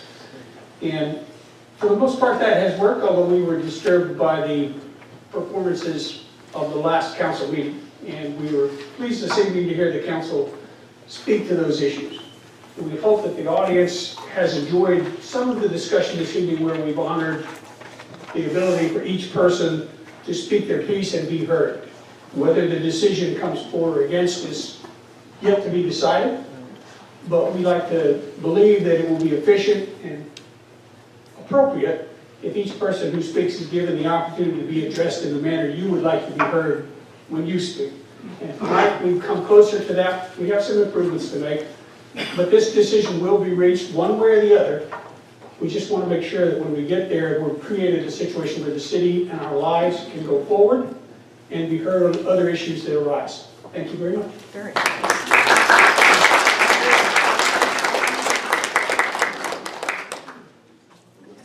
So we'll call several more names here. Nancy Henson, Susan Guile,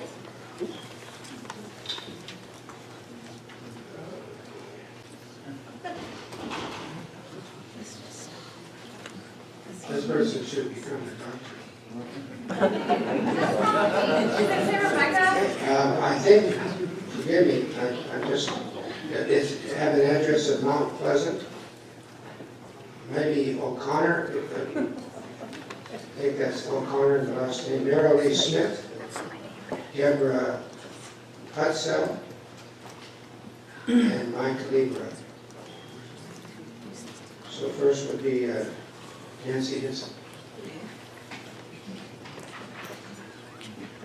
Hello. My name is Nancy Henson, and I am one of Port Angeles' many homeless people. And what I would like to say is, I think, in my opinion, that the city council needs to do something to help the homeless. We need a homeless shelter downtown within easy access of the Peninsula Behavioral Health, within easy access of medical providers, dental providers, all that stuff. Most of us are on food stamps. Some of us actually do get SSI, but I don't. I get $25 a month from the Department of Child Support. Okay, that's it. That's all I get for income. And I get $194 in food stamps to last me a month. I have nowhere to live. Currently, me and my fiance are camped out in a tent somewhere. And we were told last Wednesday that we have 1 week to move, which would be up tomorrow.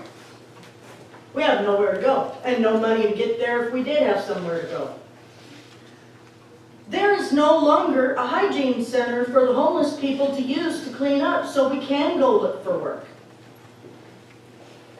They closed all the homeless shelters that were downtown or within walking distance to downtown. The only one is up on 18th Street. Second and Peabody, the new Salvation Army. There is no, that closed in September. That closed. That's been closed since the end of September or maybe the 1st of October. So basically, the one up on 18th, they do have an overnight emergency shelter, I guess is what they call it. But it only takes 16 people. So, you know, it'll take the first 16 people to get up there by 10 o'clock at night.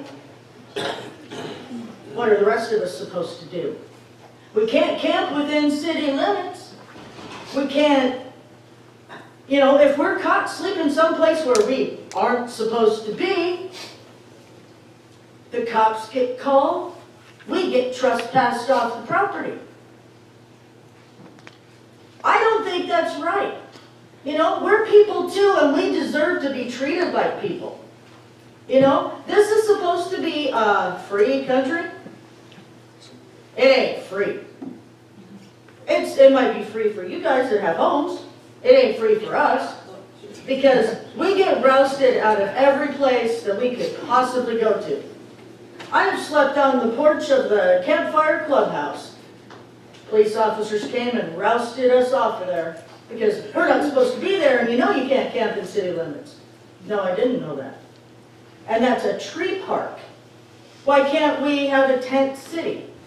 You know, why can't we have somewhere where we could congregate and, you know, be and not be rousted out of it? But we really do need that hygiene center. And I would be willing to help open it. Could you summarize your remarks? Yes. You know, if a shelter could be opened downtown and the hygiene center could be reopened, I would be more than willing to run them both. Thank you.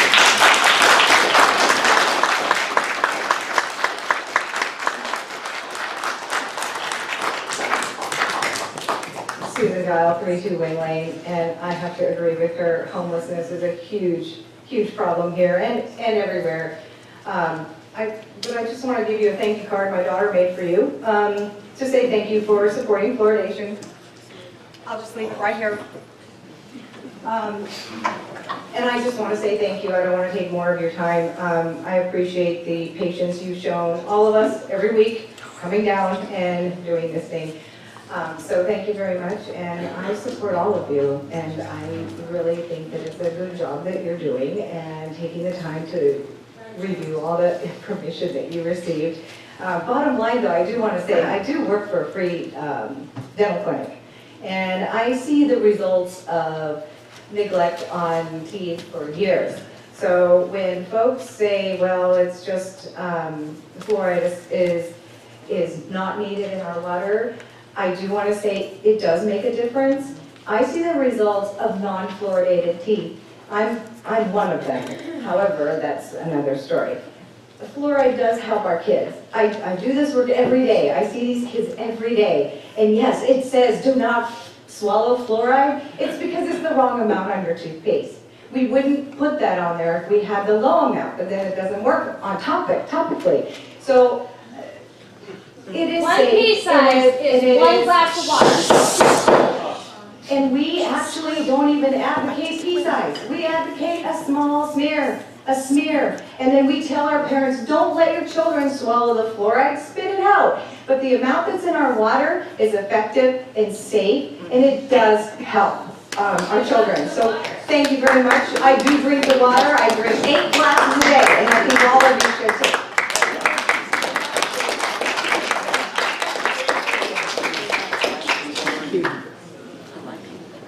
The person who resides in Mount Pleasant Road. Actually, I wasn't expecting to speak tonight because last week you said I was nasty, and I was very sorry about that, and I'm not going to be nasty tonight. I felt, after that lady came up, the homeless, I feel shamed that here we are talking about fluoride, something that was put into our water, or at least you want to put into our water, against the wishes of the people. And we would really should be talking about the homeless situation, the drug situation. That's what we should be concentrating on. And I hope that you all will take into consideration, as Dan knows, and I was sorry, Dan, I know you got mad at me before, didn't mean to hurt you, but because of all the rentals that I own in Port Angeles, none of them were surveyed. And I have done quite a survey myself of all the people that do rent property, properties that I own, and they said they never had a chance. They don't like the idea of fluoride in the water. And so I think that was too bad that all the rental properties were not asked to vote. But in the meantime, let's concentrate on doing the right thing and also helping these people, like that lady that was just here.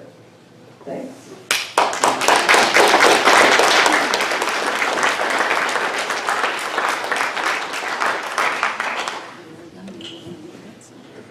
Merrill Lee Smith, followed by Dorothy Hutzell and Mike Lieber.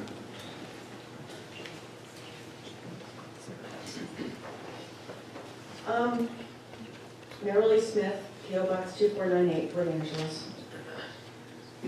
What this entire vote, this entire straw poll for me was about transparency, democracy.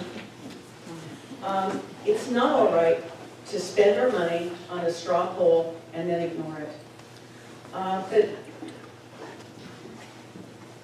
there are transparency issues in this town. That's one of them. I mean, we've had a growing discontent in town with people feeling like their voices aren't heard. You can see that in the local city council race elections. The voting record, the voting number of people voting has been declining for years. More people voted in the 2013 council race, where there were 3 of you unopposed, than in the one with Mr. Meredith and I. That says that people are becoming disenfranchised with government, local government especially. And that kind of bothers me. But along that same issue, I'm having a real hard time with the last city council meeting when Mr. Collins questioned Mr. Meredith regarding whether he should recuse himself on a vote to pay his employer. There are a lot of issues that need to be brought up by all of you when it comes to how you vote and whether you should vote. I know tonight the EDC is coming up for vote, and I know that on the website, Sherry's bio says that she was on the board of the EDC, and if you go to the EDC website, it says that Sherry's husband's business received tax advice. I think that should be brought up, and I think we should possibly recuse someone. Meanwhile, Mr. Collins, you're listed as being part of the EDC board. I don't think you should vote, but it needs to come up to the entire council to decide that. Meanwhile, if I understand it right, Mr. Gaze, you were involved in conversations regarding the Chamber of Commerce with the city when you were part of the Chamber board, if I understood that right. And then meanwhile, Mr. Collins, you were on the city staff when it was decided, based on your recommendations, to put fluoride in the water. None of these things were ever brought up. I've been to these city council meetings. I've listened to them. And I think that we need to be more accountable. I think there needs to be way more transparency. And I think you need to be responsive to the people.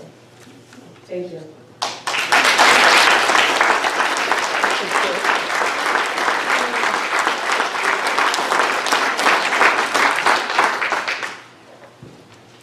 Again, please state your name and address. Deborah Hutzel, 3507 South McDougall Street in Port Angeles. I also am a tribal member, a Jamestown Squam tribal member. I remember approximately 10 years ago when this issue was brought up. And I remember the concerns of the citizens, those against fluoridation. Yet it went ahead and it passed. And I just want to thank everybody for showing up. I want to thank council. I want to thank the council also. This reminds me of, I'm going to read off of my notes. This reminds me of our current federal government. The cries, the outcry of issues at hand are apparent. Yet, like Obama, who passes his agenda on the masses by imposing executive order to get its way, this current council is forcing your agenda on citizens who do not want fluoridation forced upon each and every family, young and old. This is a toxic substance and not anywhere near natural fluoride. Each and every one of you were voted by the citizens, yet you are not listening to the outcry of those against fluoridation. I can remember as a child, the water in this town was the sweetest tasting water I have ever had. It has been since tainted, and it continues to be poisoned.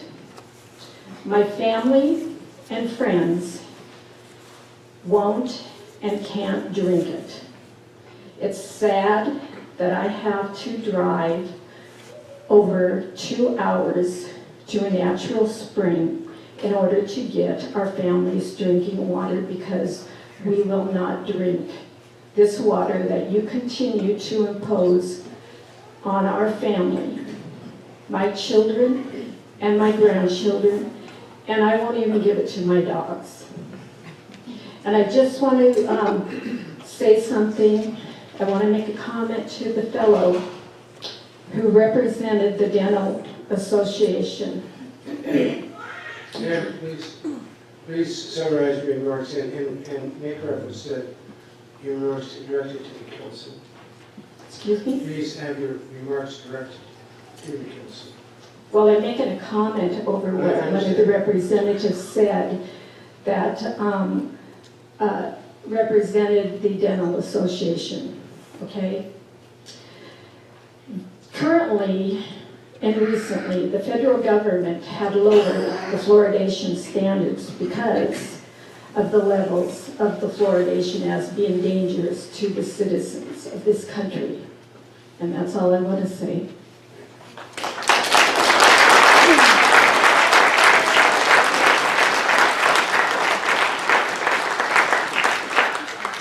Next is Mike Lieber. Mike Libra, 316 Power Plant Road, Port Angeles.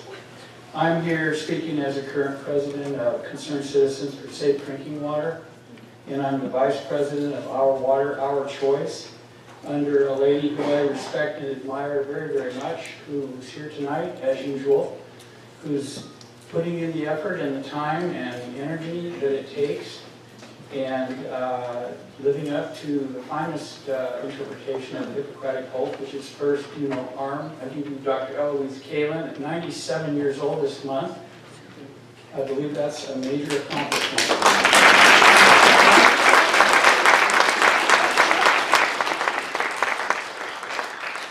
Our Political Action Committee is the group that will distribute the petition to change the city government if it's necessary. We intend to begin that process very soon if a satisfactory solution is not arrived at here tonight. We began this meeting with a Pledge of Allegiance, which ends with liberty and justice for all.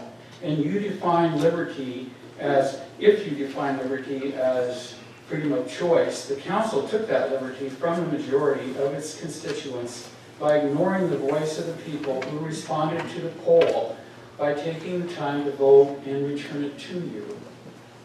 There's something very wrong with that picture, and this is why we believe the citizens of this area will join us in returning this local government to an earlier, more responsive, and more representative form. This is no longer about fluoride. But speaking of fluoride, it's my understanding that the metal building out at the dump where the fluoride is added to the water supply is deteriorating badly from the acidic fumes given off during that process. I've heard it said that the building may only have a useful life of maybe 2 more years. If this is so, just ask yourselves what this stuff is doing to people's plumbing all over the city of Port Angeles. Do I need to remind you that plumbers cost almost as much as dentists? I personally would prefer option 3, which ends the practice of fluoridation here and returns those related costs to the general fund or perhaps the taxpayer. This is the one that we believe that the poll was taken on, and that was what the majority voted for. However, the consensus of our group is that option 5, with some minor modifications on our part, which will reduce its cost to the taxpayer, is also acceptable to us, I think, if it happens tonight. If not, there are those who would rather just circulate the petition and call out a vote. This time, one that will count. Thank you.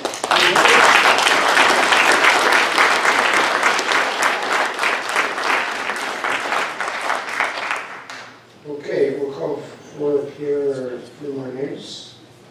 Mark Fisher, Michael Sutton, Michelle Skelton, Dan Bateman, and Jolene Christopher. Good evening. I'm Mark Fisher. I live in the city of Port Angeles. I want to just sort of say to you leaders and community members that as a medical community and dental community, regardless of the outcome of this, I hope you know of the genuine efforts and approach that we all have to do the best that we can do to take care of you, of individuals, and our community's health at large. We're here to help regardless of this outcome, and that help will never falter. There's so many themes that are spinning through my head.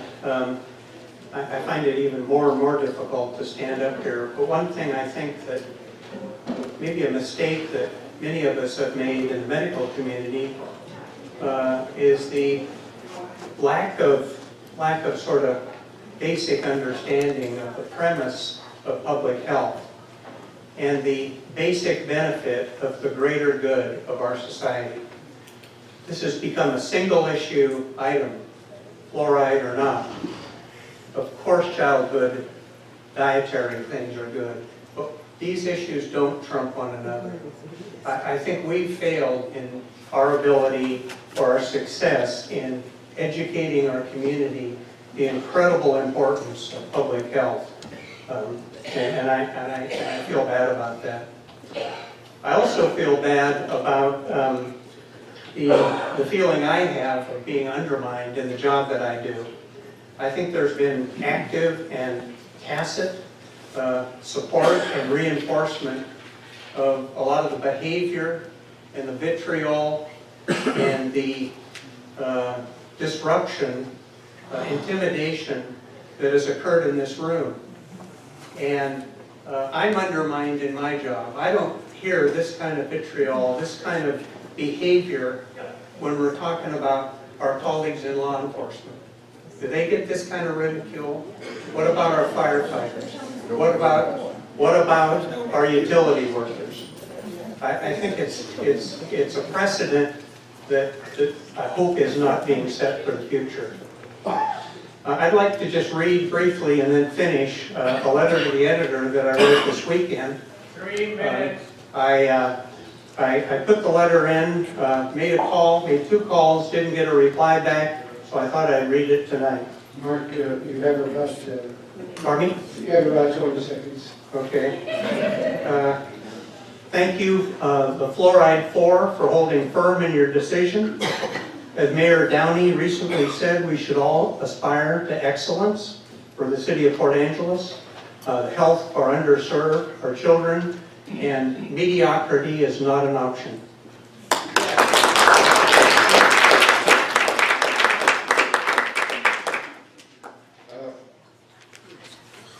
Michael Sutton and Michelle Skelton. Who's next? There. Michael Sutton, Michelle Skelton, and yourself.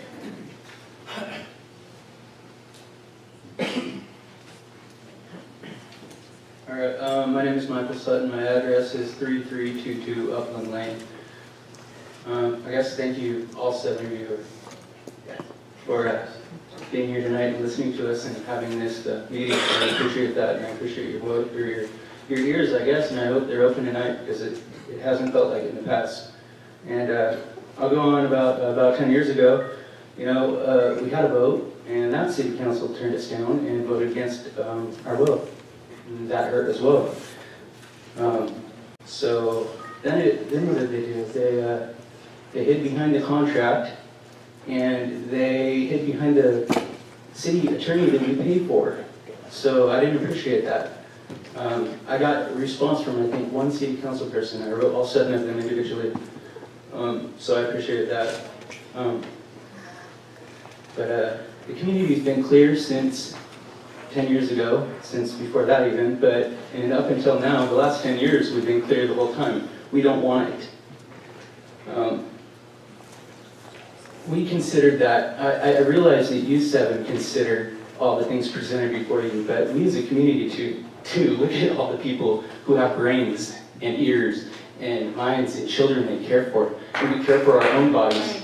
Why don't you let us make our own decision and decide what's good for us and our children? It's not right for you 4, whichever ones you are, I mean I know, but I'm not going to name them.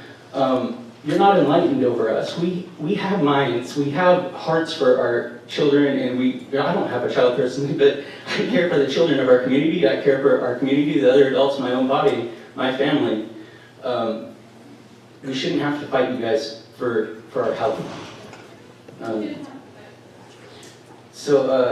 Yeah, represent the people.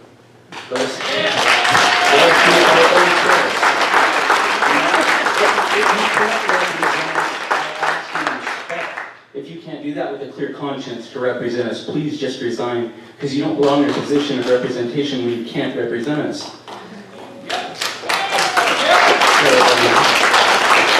One less little concern, I guess, it's not really little. I mean, people stop voting when you don't listen to them. The more people I talk to, the more people that I'm trying to get, to be involved in this, they don't care because they don't think you care. And I mean, it's obvious why, but please start caring. I'm giving you the opportunity. I mean, we all are. We're here again. We shouldn't have to keep coming back and begging. Just do your job, please. Set and respect. Represent us. Thank you.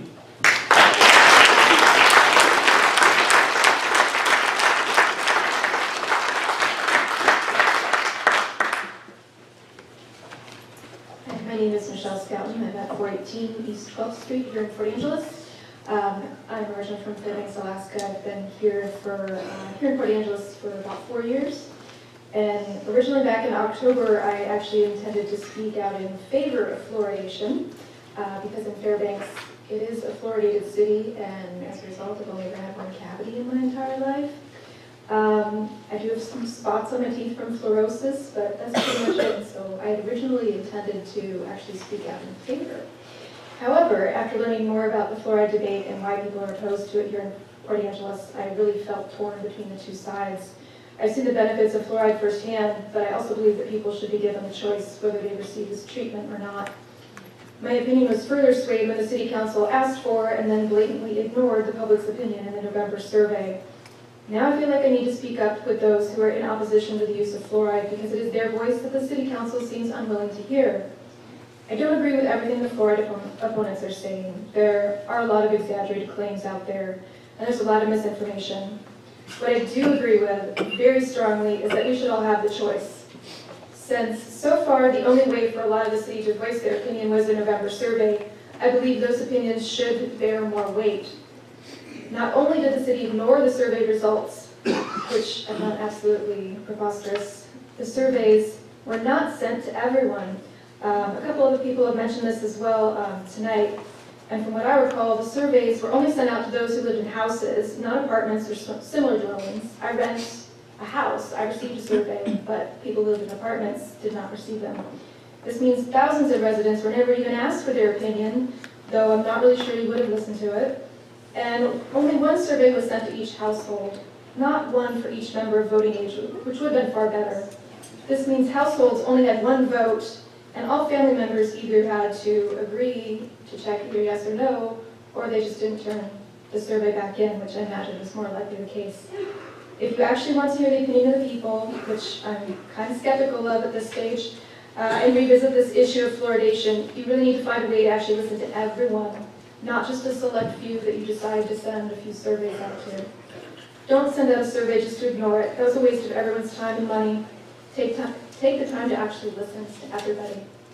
This issue is too important, in my opinion, to dismiss public opinion so callously. If the city council cannot take the time to actually listen to the city they are elected to represent, then they decide to stick with the plan to continue fluoridating, and they really need to pay for a reverse osmosis filter for every single household who does not want fluoride in their water. Ultimately, one way or another, I feel like we each need to be able to choose for ourselves, fluoride or no fluoride.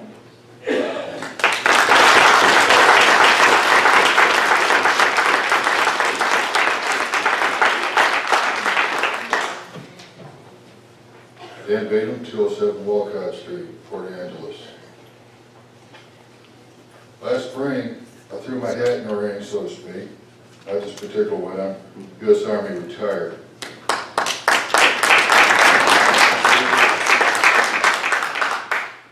I threw my hat in the ring to run for city council.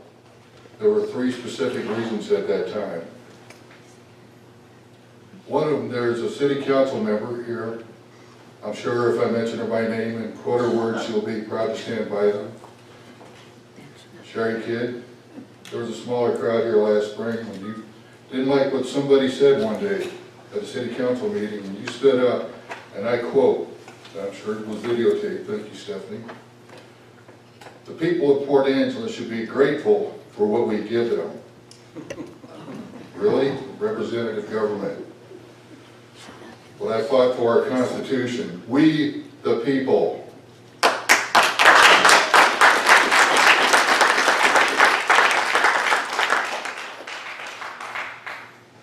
Another city council member has repeatedly in these chambers told the public this is not a democracy. And has actually had somebody hauled out here by the police for disagreeing with that statement. Dan Gacy, I'm sure you stand by those words, so I'm not being disrespectful, I'm just repeating what you guys have said. This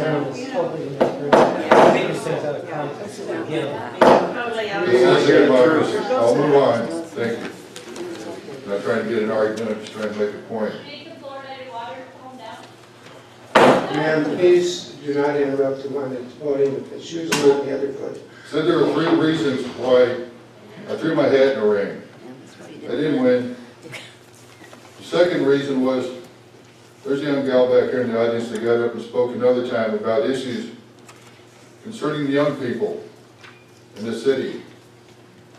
Our city council, most of them still sitting here, face them with stone faces.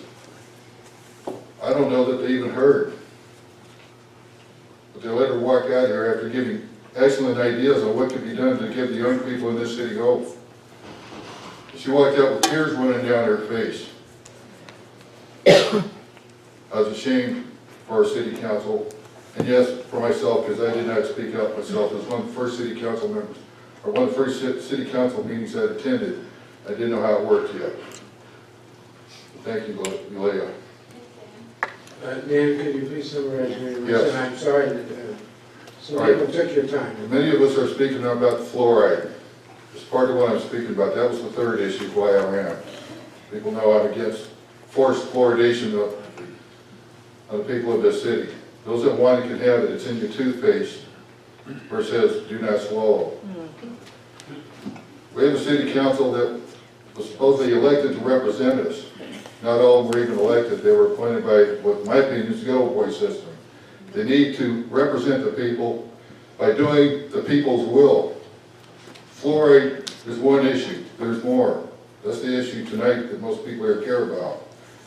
Do the right thing. Listen to the people who represent us. If you won't reverse that, there's a movement going on to reverse your elections in effect. We will take back City Hall. We will take back our city so we can control our own health. Thank you.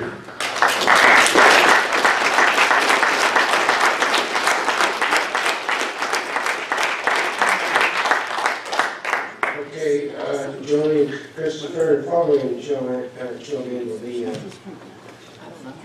Marilyn Carvall, Mark Johnson, Robert S. Flood, Susan Hinton and Lydia Engel. I'm sorry to say that I never do it right.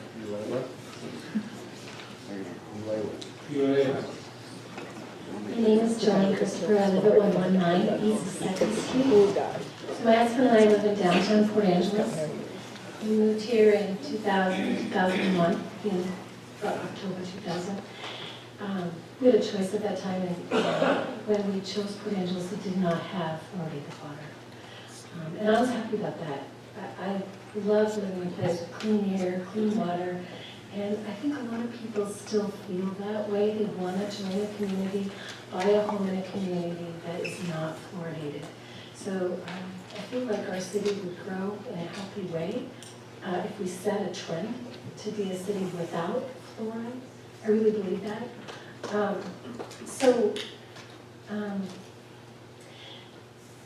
One thing I'm not hearing tonight is anything about toxicology. And it bothers me that all this fluoride for 10 years has been going via wastewater into Puget Sound. I'm not a doctor, but I did bring a study here, and I'll give you a copy. This was a study with a biography written by a woman named Jen Davis, who was asked by Nancy Pelosi to speak before the U.S. Senate on healthcare. So I feel that, this is worth your listen. And these are just a few things that she says. So, the sad truth is the lower income populations are at the most risk for overexposure to fluoride. Adults only excrete 50 to 60% of the fluoride we ingest. Children only excrete 20%. Babies and seniors excrete even less. So we accumulate fluoride in our cells, bones, body, organs, even in the pineal gland in our brain. So even incremental exposures can bioaccumulate in our bodies. And this is well substantiated medical fact and documented. And it is documented in the bibliography here. So low-income babies and babies that are fed formula that's been mixed with fluoridated water are at risk. And y'all can read that for yourselves here. But fish and mammals and insects and bees, they all bioaccumulate fluoride in their bodies. And salmon runs are documented to be disrupted by fluoride. And our whole community cares about the salmon here as well. So bees are really important. I don't know how educated you are about bees either, but bees are affected by fluoride, not just in pesticides, but also in our water. So that affects our food supply. And because y'all decided to put fluoride in the water, I can't water my garden. I mean, I have a system in my house for my faucet, but I can't water my garden that way. So you're taking away a lot of my choice. And you talk about the greater good for these people, but I know that there are other choices to treat their dental needs. And there's a lot of things I don't have any choice about now. I would strongly encourage all of you to choose option 3. I agree with Dr. Kaylin, and I really believe that that is absolutely the most moral, best way for you to go. And after listening to the lawyer this evening, I should think y'all have great concerns about the ramifications of continuing fluoride. And I would strongly urge you to look into that. Because what he said to me, I mean, what I learned here tonight is that... I'm sorry? Could you please quickly summarize your... Yes, all I'm saying is that I learned a lot of things from a lot of people tonight, and I appreciate y'all listening. And I want to thank you, Sissy, for answering my email. You're the only one to answer my email. I wrote emails to all of you the last time and this time. I took petitions for my neighborhood. I know that beyond your study, there's a lot of people that really don't want this. And there's a lot of choices for the people that have dental needs. Thank you.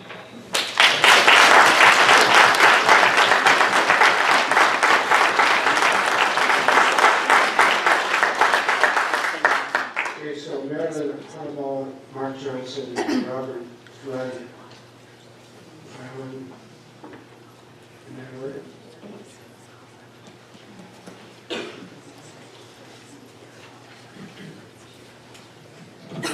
Hi. Marilyn Harbaugh, 312 West 5th Street. I have three things I wanted to address tonight. And I think whether or not you wanted fluoride personally in the water went by the wayside when you asked for our opinions, whether it was a vote or not of the people.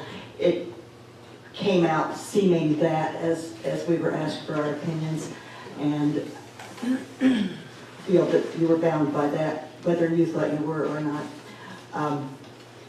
The next thing is that at last council meeting, it was rather disturbing how frequently you voted 4-3 on anything that was offered. That doesn't speak very well for the future if there is a coalition behind the scenes. It's much more like Washington, D.C., and that's not what I've seen from this council in times past. So that's disturbing. And the other issue, it came up that you needed to spend about $45,000 to help with the armoring of the Edda's Hook entrance due to stormwater erosion. So I've followed some boulder trucks coming into town this last week, but it was almost pushed under the rug, saying that, and Sissy Brooke mentioned that that probably wasn't the best way to deal with Mother Nature. That the Corps of Engineers is supposedly, the Army Corps of Engineers is supposed to be taking care of this, and supposedly 90% of it's going to be paid by federal tax money and 10% by Nippon, maybe, but they might share the city's cost, if I understood this correctly. However, we shouldn't assume that federal money is not our money, and that this was brought again as kind of an emergency thing. This is going to happen over and over, and if you don't let nature take its course, letting the bluffs are sloughing, we know that because the bluffs slough, and that was the problem with the landfill. But it's going to deposit sand, and sand will be the right barrier to rebuild that hook. But if you keep putting $50,000 in it every time this happens, you never get anywhere. So my point is, at some point, stop. And it's not a surprise. It's not an emergency vote. It's got to be a plan. So if you don't stop now, you'll be doing this every year, every council. Let the beach grow. That was a whole lot of the idea of the LWOC removal, and nature is going to win, and the Corps of Engineers, in their wisdom, they've made mistakes before.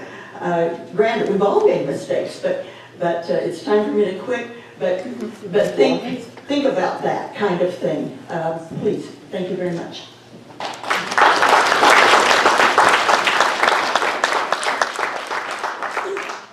Mark Johnson and then Robert Smith.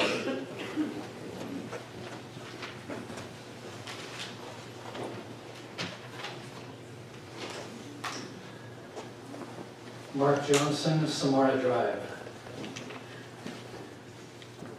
Well, Mr. Johnny, what you said last council meeting, I believe it. Every single one of you are here because you care about your community.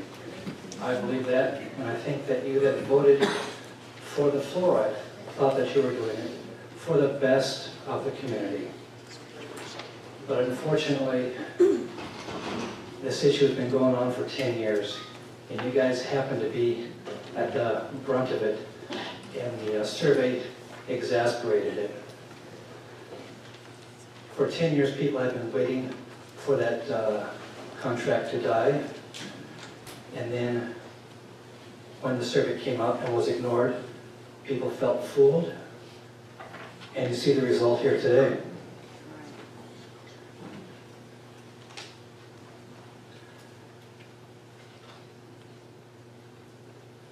I've forgotten what I'm saying.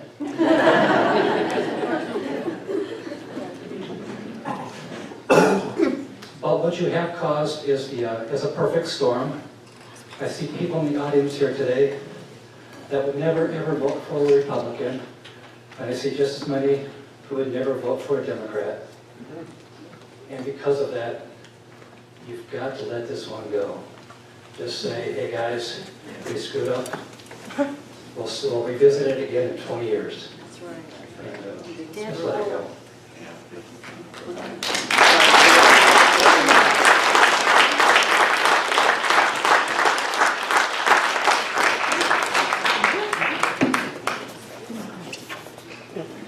Good evening, Mr. Mayor, members of council. This isn't a thank you card, I'll take it back.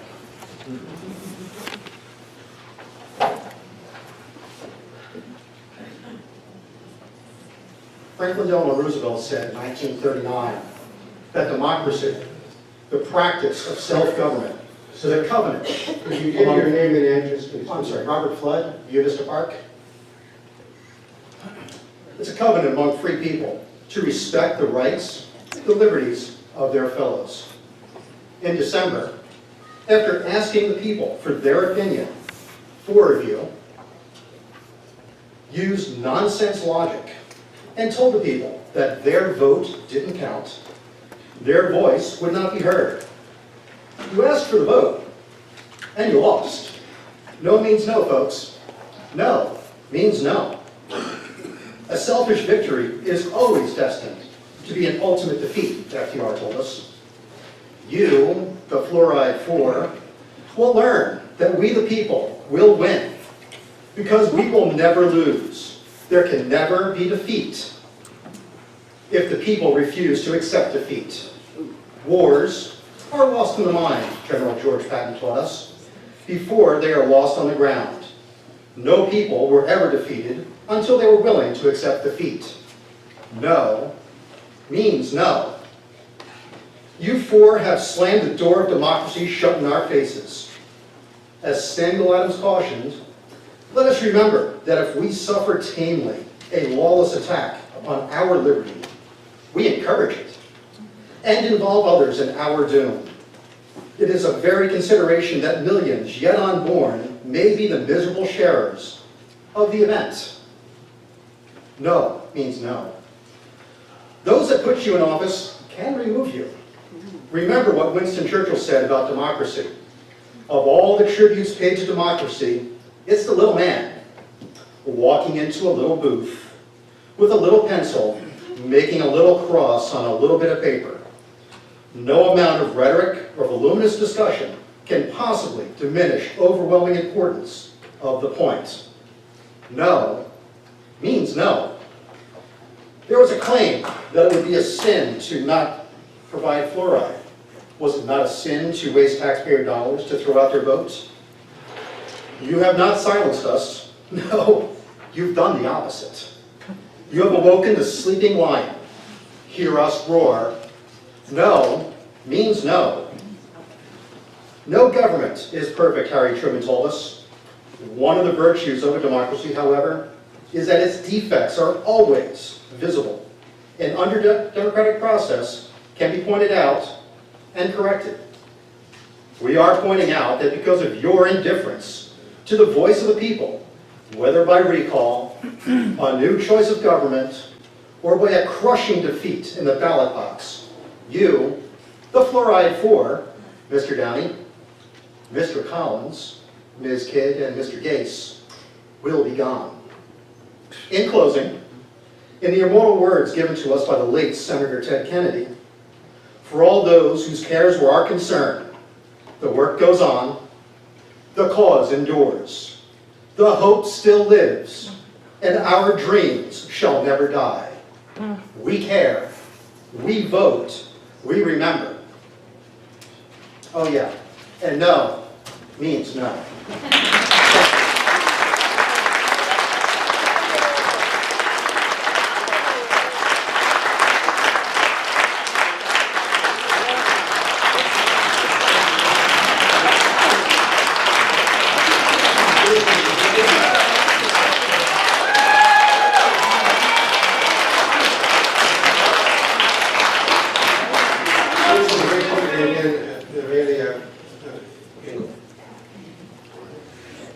Susan Hinton. My address is 318 West 8th Street, tucked in right next to the bridge where almost all of our homeless come. I do ask for ID. I run their names, see if they're a sex offender. I have 6 teenagers, 2 beautiful daughters, who I'm really worried and concerned about their safety, and I don't want them raped. Which then brings me to a whole nother fact about rape. I always tell my kids, my teenage boys, all 5 of them, no means no. If a woman tells you no and she doesn't want you to touch her, that means no. You keep your flipping hands off of her. No means no. I am a woman. I am a reverend. I am a CNA. I am a teacher. I am a domestic violence advocate. And I stand here in my temple, and I tell you, no means no. So, back to the subject of democracy. Democracy is 2 wolves and a lamb voting on what to have for lunch. Liberty is a well-armed lamb contesting the vote. Benjamin Franklin. I stand here. I am Lady Liberty, and I will not give up. I will not. My whole entire life I was taught that Native American blood was shed on this land and lives were taken and sacrificed. Chinese Americans were brought here to build railroads. Irish Americans, my family, traveling gypsies, we've been persecuted my whole entire life for generation upon generation. Here we are today, standing in a society that now we're persecuting Muslims. And I teach my children that their vote matters. It matters so flippin' much. 2 of my boys are gonna be 18 years old. Their votes matter. Matters most in our community. On this beautiful panel of people, I did vote in almost every one of you because I believed you had compassion, you had a heart, and you would stand up for what is right and against tyranny. And it breaks my heart, and I beg you, as a reverend and a woman of God, dig deep into your soul, because it will not be me that you face in your final moments. And the harm you cause upon my body, young children, and the elderly does matter. Thyroid conditions, genital bone disease, joints, stomach problems. I am one of the most chemically sensitive people. I can't even walk into Walmart without getting a headache. Seriously, too many perfumes, dyes, all of it. Can't have it. I can't even eat wheat. What really sucks is I sure the hell can't take a shower in my own house. Look at my skin, it breaks out. Can you imagine what it's doing to my inside? Do you really care?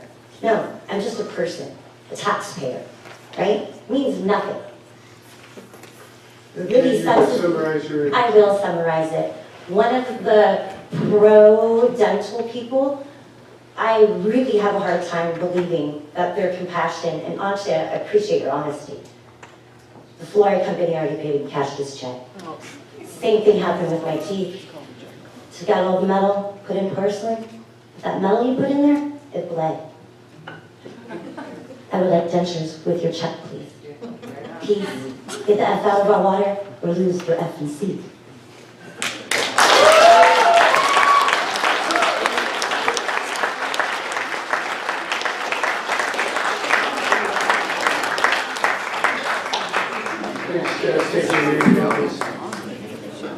My name is Julia Engel. I reside at 505 West 11th Street. And I still very much believe in the American dream. However, when our political system has become so manipulated and that the people are circumvented at every turn just to get an industrial waste byproduct out of our water, we've drifted really far from that American dream that said that we could all live in this country and pursue life's liberty and happiness. And we've drifted into oligarchy, which apparently is, has become synonymous for republic. So now where do we go from here? The revolutionaries that founded this country, you know, they wrote this great literary piece of framework called the Constitution, and they warned us that men and women with God complexes that would attempt to circumvent the working class, the people, the elderly, the children, to profit off of them and manipulate them, would use loopholes and would use money and power to circumvent the people. But they also created a system in which we can work within and together, and that's what it takes together. You know, we can manipulate the system and make it better and make it work for us again. And that's what we're going to do if this continues. We're going to fire you, and I don't want to do that. You know, I would much rather be up here talking to you about solutions. My generation, we know the problems. We hear problem after problem, and I would love to work with the city council and the city to start finding solutions for the homeless problem, for the drug problem. But if we cannot get fluoride out of our water after this gross outcry, then we obviously have to start right here in the city hall before we can talk about any other solutions. And so, you know, I'm optimistic. I really hope that there are going to be those of you that have seen, you know, just the solidarity that's being shown right here between, what you guys said, I would probably never vote Republican. I don't think Democrats much better either, but the fact is we're all still standing up here together looking for the same thing. And I hope you all recognize that, and I hope you acknowledge it, and I hope you let us move forward, because if you don't, then we're going to engage in the civic process, and we will change the form of government to a second-class city. Then when we get people in there that will represent us, well, we might change it back again. But what's going to be important is we're going to have representatives representing the people, and not special motives, not agendas, and not lobbyists, which, by the way, Delta Dental is an insurance company with nonprofit status. They're a lobby. You're not public health whenever, you know, you're paying your CEOs hundreds of thousands of dollars each year. Could you summarize your words, please? Yes, Mayor Downey. I don't know, we'll see what happens in 30 minutes or so, but optimistic. Thank you.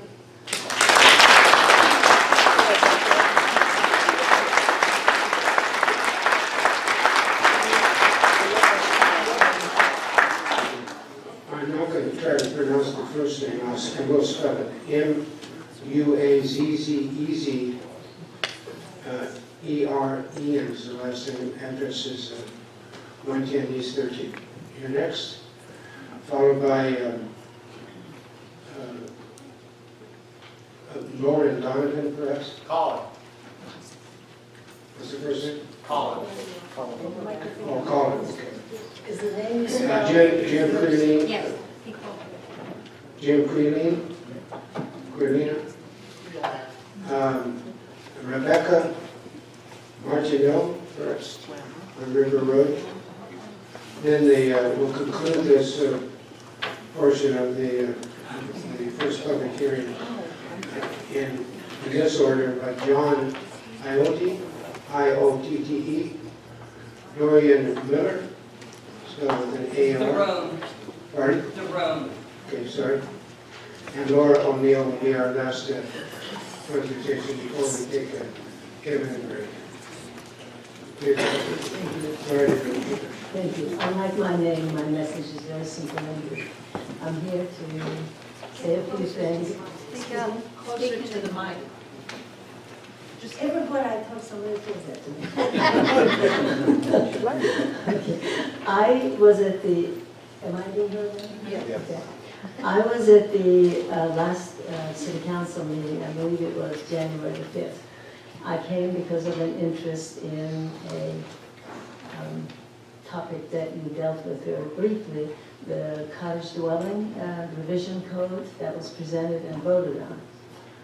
Just a brief history. Last May 2015, I went to the permit department and asked if I could convert my 100-year-old previously chicken house garage building, which is a 2-story building with 1,000 square feet up and down, into a dwelling unit.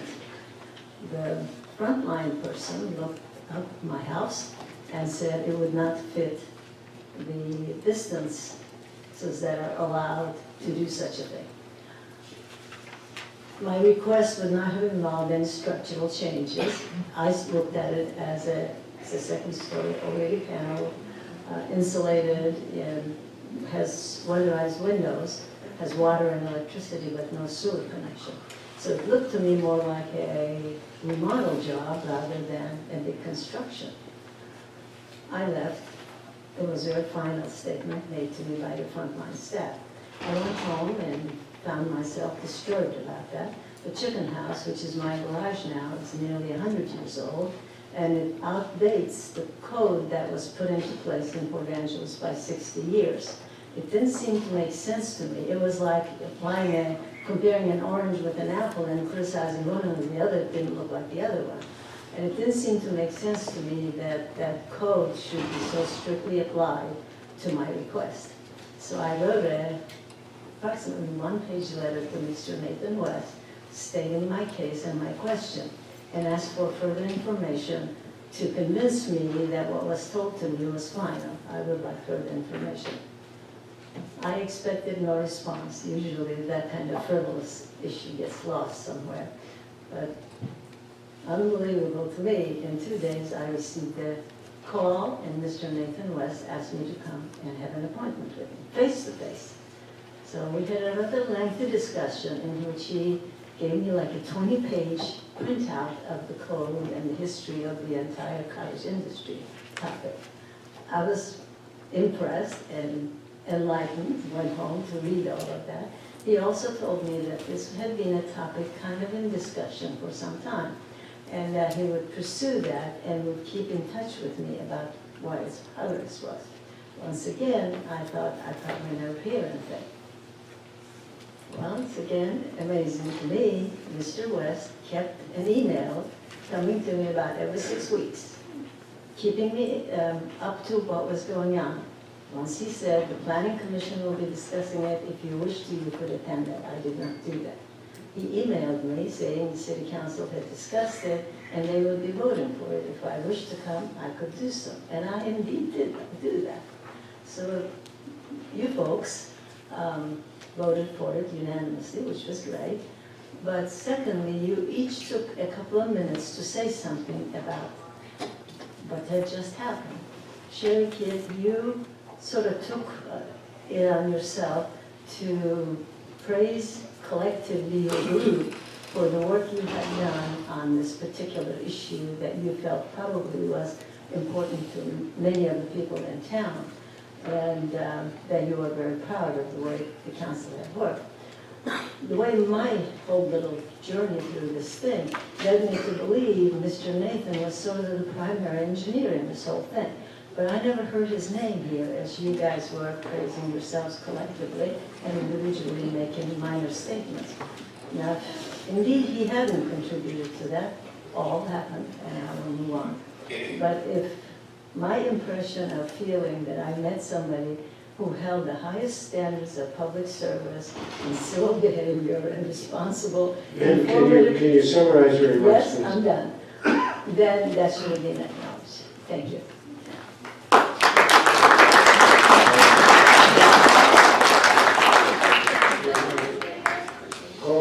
Colin Donovan.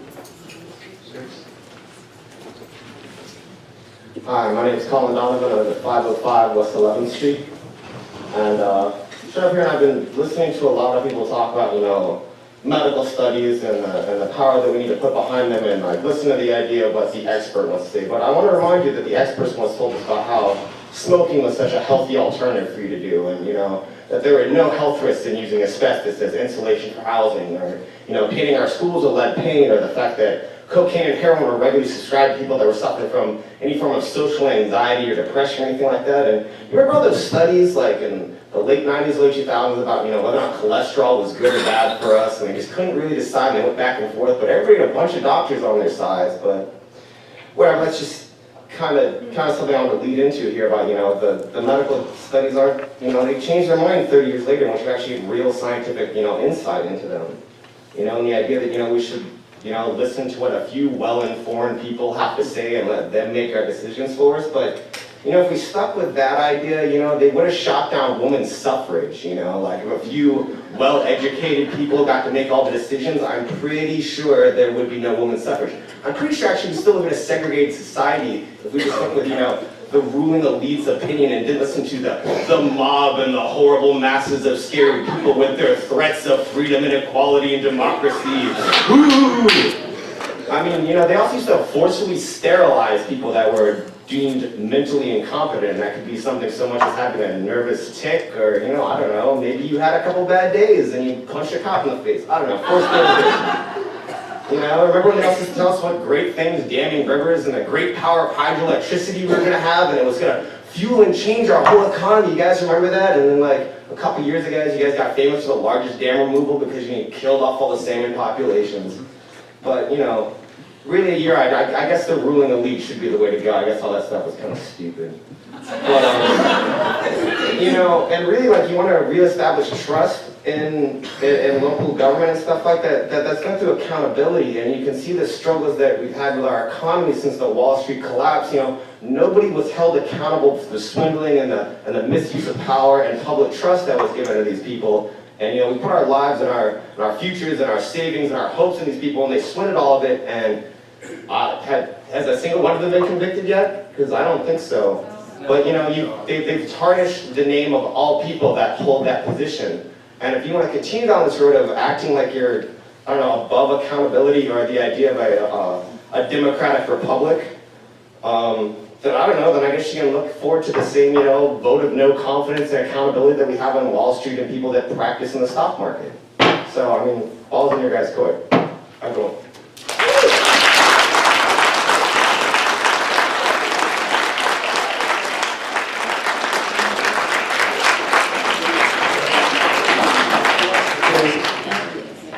Jim Creona and Rebecca Martinez. Jim Creona, 1101 East 2nd Street. I presented myself to the council before pertaining to the 8th Street bridges. The fluoridation thing means nothing to me. But what does bother me is the structure of the government within Port Angeles. And I think 90% of the people in this room would not realize what the relationship is between the city attorney and the city council. The city attorney does not represent anybody in this room. He represents you. There is nobody in the city attorney's office that represents the people on this side.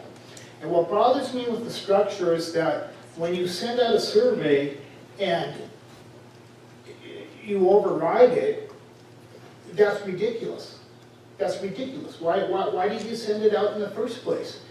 My history with the city of Port Angeles goes all the way back to 2005 with the Delguzzi Drive properties. And I learned how the city council and how the city attorney's relationship works. I went to the city attorney. I took him the paperwork on one of the council members that showed something that was clearly improper and way beyond suspicious. And you know what? Never heard back from him because he doesn't represent me. He represents you. And yeah, maybe we do need a change in structure within the city council. Perhaps we do. We have a situation where people are, Port Angeles has made its mark. We've got people jumping off of bridges left and right pretty much. The city refuses to do anything. They have the landfill project they did where they've blown apparently $3 million over the budget, where they resealed after they moved all the trash to the other cell. Apparently they're having problems with that failing, which is only going to lead to further costs. I spoke that the trash should all just be hauled off site and don't even mess with the other stuff. Well, now my numbers do work with the overages. If you go to the 8th Street bridges, and once again, a council member who was on the dole from the engineering company on it, you know what? Those bridges are full of cracks. All you gotta do is walk across and there's cracks all through them. And is that engineering company gonna be held responsible? Is the engineering company that designed the dump project, are they gonna be held responsible? It's time for heads to start rolling. That guy right there should be fired or retired. Somebody within the public works department should go too. Please summarize your remarks and state the topic. Things need to change.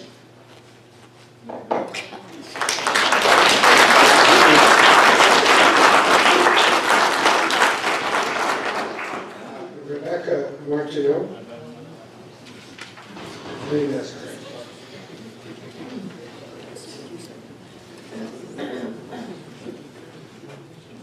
Hi, I'm Rebecca. I live on River Road. So I just kind of wanted to address something that someone had said earlier, how something trumps freedom of choice. Nothing trumps freedom of choice. Doesn't matter what side you are on any issue, nothing trumps freedom of choice. That statement goes against the very ethics of medical and dental care, the right to consent to medication. A doctor has absolutely no right, no legal right to spike my water with any medicine, and neither do any politician. No politician has the right to mandate a community's health care.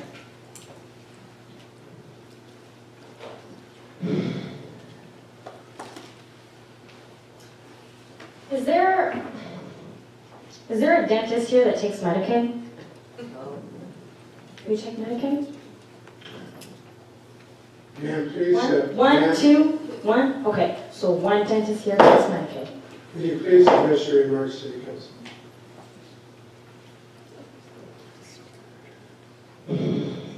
I'm a low-income single mom. The only way I have dental is through Medicaid. I didn't even know that you took Medicaid. Seems like a lot of dentists don't take Medicaid.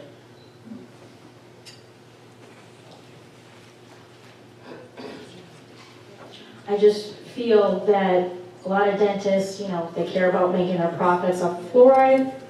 They don't really care enough to help low-income families.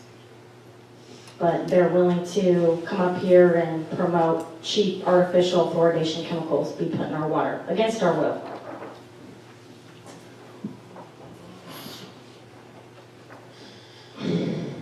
Not a single...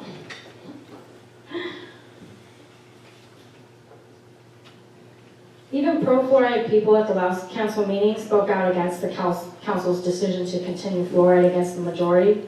Not a single pro-fluoride person was there to congratulate the council on their decision. Are all pro-fluoride proponents anti-democracy? Are they anti-community? I don't think so. Doesn't seem like it. So, ladies and gentlemen, you're looking at a bunch of crooks and thieves here at City Hall. They stole $10,000 of your money I did ask to avoid. and burned it all at your expense. Well, it was an entire scam from the get-go. And I spoke with Dan Gase before the fluoride survey. Dan Gase himself replied that he would not necessarily be voting with the majority. All, I guess, under the guise of helping kids, because it's a public health issue. Please summarize your remarks.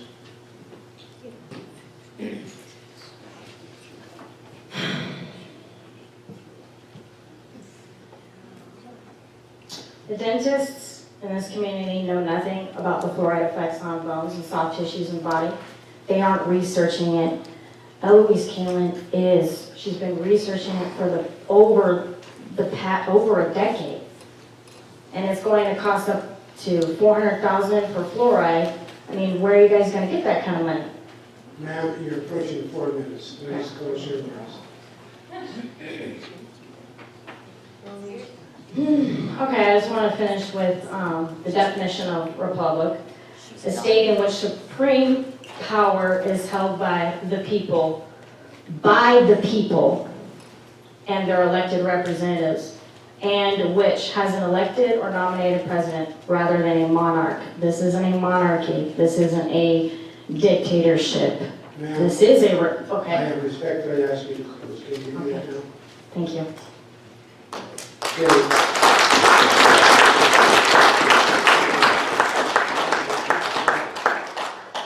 Our concluding three speakers for this public comment period.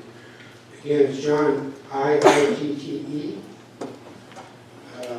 Last name is Miller with an A-R. Reside at 622 West 11th. And lastly, Laura O'Neill. And afterwards, we will have a 10-minute break. So, John, wherever you are. I don't see John not coming forward. Perhaps he can come back at the second comment period. Miss or Mr. Miller? My name is really hard to pronounce. It's Doron, D-O-R-O-N. My last name is Metley, M-E-T-L-I-Y. And I live in 622 West 11th Street. And let me first say that public speaking is not anything I'm really good at, but I felt compelled to talk. And this time, although I am definitely anti-fluoride, and I believe with everyone, I'm not going to talk about fluoride. I want to be in solidarity with that homeless lady who came up and said that she had no place to stay. I felt ridiculously moved by that, and she's completely right. I also found it reprehensible that Miss Kidd thought that that Salvation Army shelter was actually open. It is closed. The only place where the homeless can go is on 18th Street, and that is ridiculously far away in the West End. And that is just wrong. I looked up the jail roster today, and there's 122 people in jail. Most of them are in jail for petty crimes, and most of them are homeless. We, as a city of Port Angeles, need to do better with this. We need a place downtown for the homeless. We need a place where people can stay and live. Right now it's raining and cold.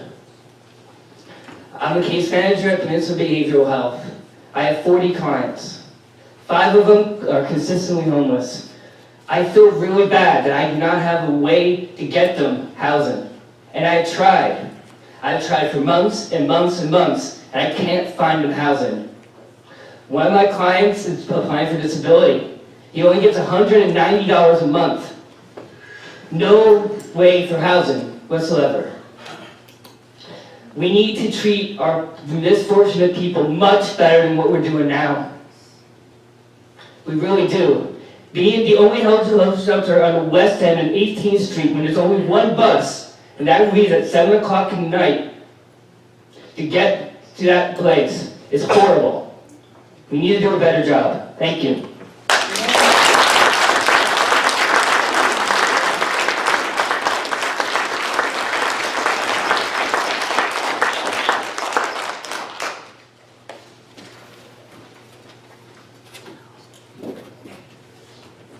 Well, I disagree with you, sir. You did an absolutely passionate, beautiful job in what you just said. My remarks will be really short, but I hope I get 4 minutes like a lot of other people did tonight. I just want to say very quick, oh, thank you. My name is Laura O'Neill, and I live on Mount Angeles Road in Port Angeles, and I have really 3 quick things I want to say. One, honestly, I really don't understand why the leaders of the opposition don't live here. I don't understand why they're here. 4 or 5 of their leaders, it almost feels like an attack on our town, and I'm not sure why they're here. Those of you who live here, bravo to you for speaking out and doing what you think is right. And, even Jesse Farmer, who I don't agree with, and I don't believe what he says, I appreciate that he lives in our town. So I want to say that, first of all. Second of all, I want to say that the survey was flawed. You've said it. Both sides can agree that it was flawed. Many people didn't get it. I agree with whatever the speaker was a few minutes back who said that it shouldn't have even been sent out. I wish it hadn't been sent out. But the fact is, you asked for 3 things. You asked for public comment, which you got. You asked for the ability to have education, and you had an education forum. And you asked for the flawed survey, and of course you didn't think it would be flawed, but it ended up being flawed. You asked for 3 things, and you got 3 things, and you made your case based on those 3 things. And in my opinion, and I realize it's going to be different than some of you, is that you made the right choice. You made the right choice, you did your job, And that's what I appreciate. And, you know, you can threaten all you want to that we're going to change the government, we're going to do it different. But, you know, all the pro-Florids are not going to want to change the government. And frankly, when you say that they don't represent the people, their vote represents me. And I have a say too. It's not just you. I get a say. And I want fluoride in my water. And the last thing I'm going to say is you're absolutely right. No means no. They told you no. So now we're done. Thank you very much for listening.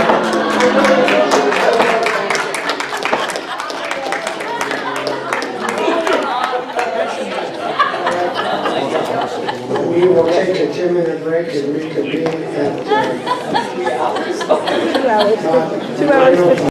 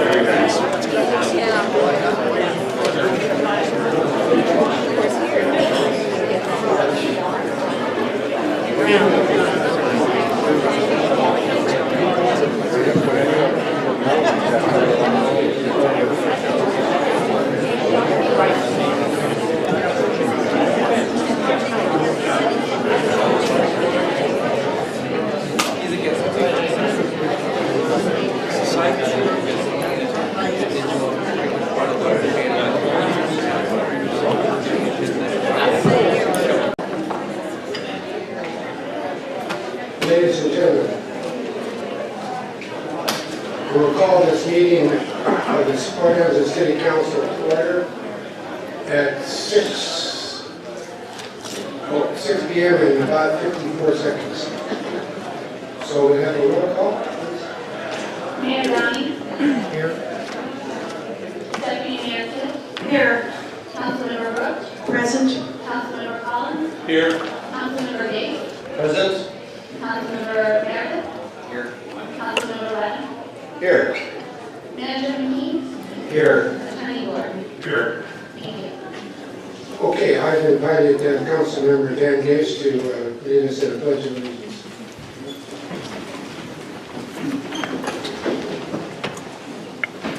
I pledge allegiance to the flag of the United States of America and to the republic for which it stands, one nation, under God, indivisible, with liberty and justice for all.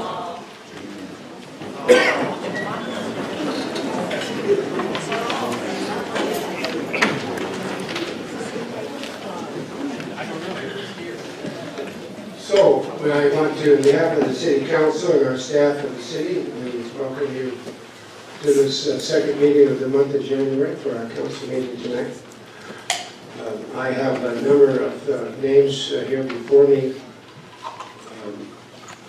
You will note that there is a change in the appearance of this document where on the public comment sign-up sheet, I'm going to presume that each name that's on this sheet has asked for the opportunity to address us for up to 3 minutes. Yes, Mr. Case. Mr. Mayor, before we get started on the public comment period, I'd like to address the audience and the council.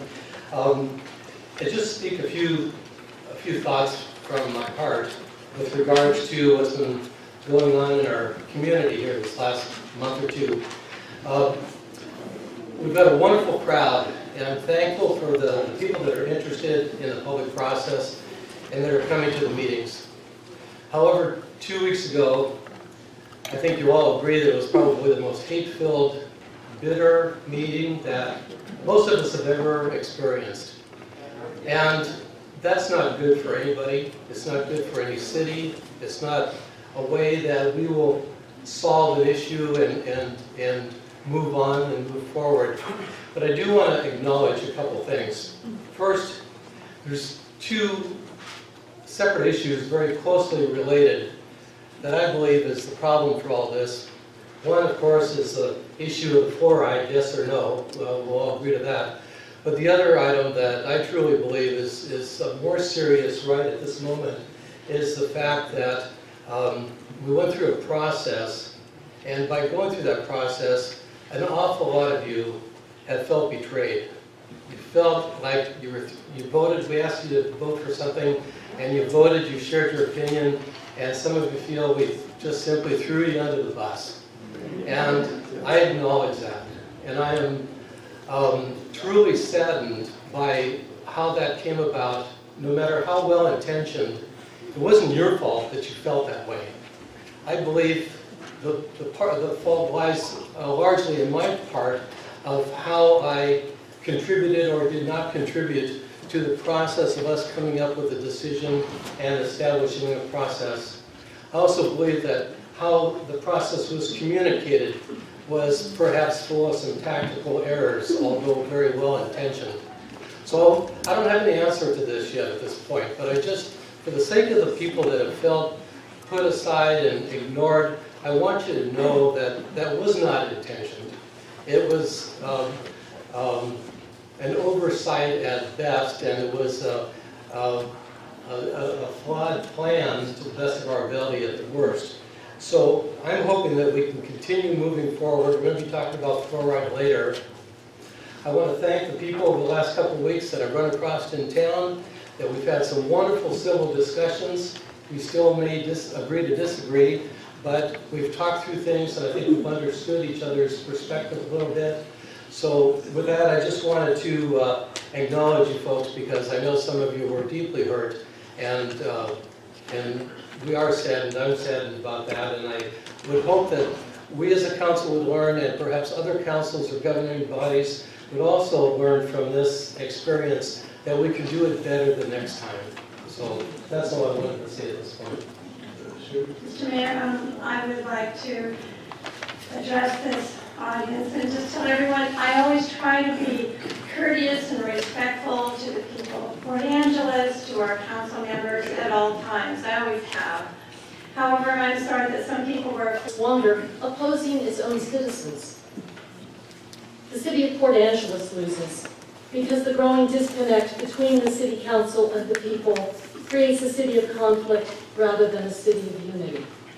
Everyone loses. Yet the losses and ongoing dispute need not continue.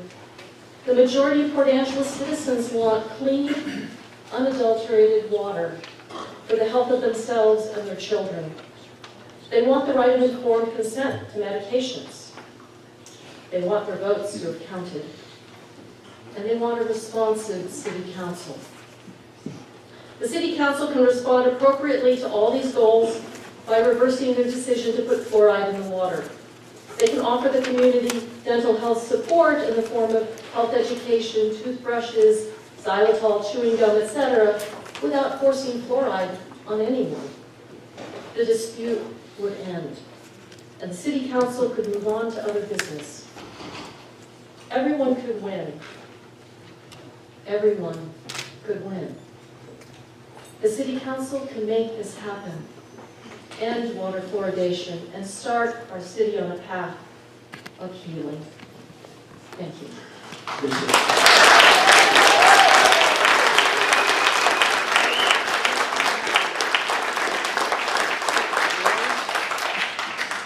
I'm going to read about 4 or 5 names here so you can get a lineup. Jeff McFarland will come next, followed by Ron Richards, Darlene Schanfeld, and Bill March. Well, needless to say, I'm one of those that are against fluoride. Don't want it in my water, but I'm really here to talk about freedom, honor, and integrity. Those are the things that we ask of you people to run in our city. There's a lot of people in this room that probably gone to war so we can have freedom. There's people that have died, men and women, over the centuries so that we can have freedom in our country. That's what I'm asking for, is freedom, so we don't have tyranny. If the vote for this came out and only 10 people responded, and there was 6 people that were against fluoride and 4 that were for it, it's a no-brainer. I don't understand why we're even having a problem here. This is America. We've got freedom.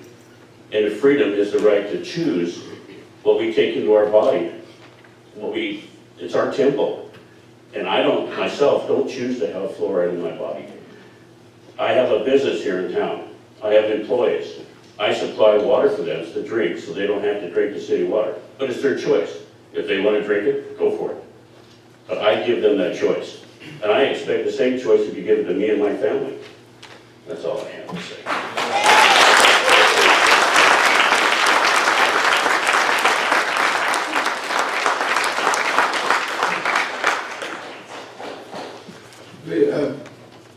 Please state your name, your address, residence. I'm Ron Richards. My address is 124 Township Line Road, Port Angeles. I'm going to do something I don't think I've ever done before in my life, and that is to come here to support a staff recommendation.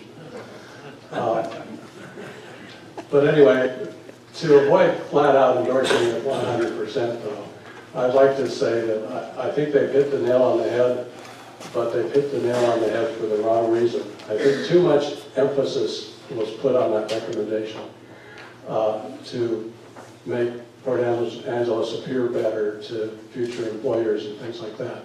I think the real reason that recommendation is good is that it's the best thing to do for the kids.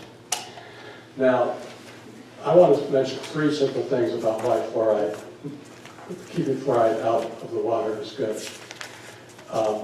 One of them is because even the pro-fluoride people have to admit that fluorosis or mottling of the teeth is a real issue. The most pro-fluoride figure I see for mottling of the teeth is that it occurs in 14% of the kids. Now, some people dismiss that as being merely cosmetic, but I'll tell you, as a kid, I had an acne problem, and I can assure you that cosmetic problems are real problems for kids. And you've heard people, parents here, in the last couple of weeks who have had kids with normal teeth say the same thing. And so I would just not dismiss that. The other thing, and I hope my pediatrician friends don't kill me for this, but I've mentioned it before, the American Academy for Pediatrics says in the poster that you have, 2 or 3 different places, you have to have individualized treatment. You have to go to your doctor to get specialized care. That is inconsistent with fluoridating a municipal water supply. And the third thing is if fluoridation was the panacea that it's made out to be by the pro-fluoride people, SWIM would not have the least number of cavities per person in the county.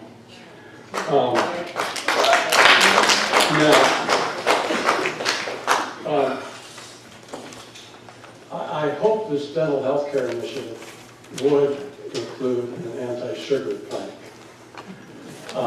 And if it does, and even if it doesn't, the costs that people will save if they pay attention to this initiative, which you guys can do your best to make sure happens. The cost of this initiative can easily be paid off by everybody in this city drinking 2 fewer Coca-Colas in a year. And I think that this minuscule cost is well worth the effort. So I think everybody wins with this proposal, and I congratulate the staff for coming up. Thank you.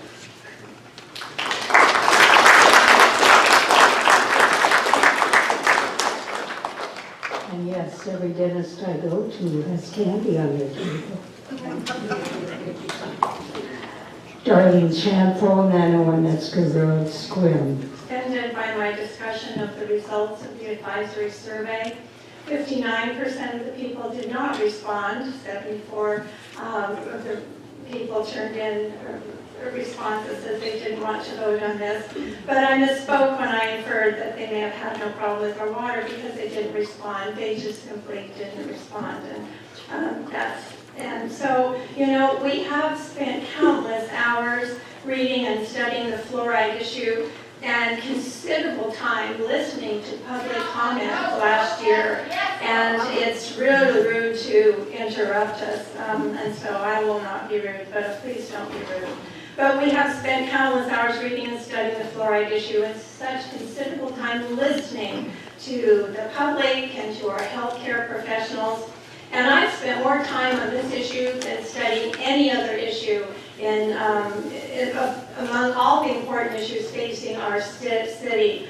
And so I really thank everyone, absolutely everyone, for their input on this issue for our council. And I am so grateful when people have approached me in a civil manner, civil discourse. I have read the material that was given me and I listen to it in a civil way. When it's not civil, then progress isn't made. So thank you very much.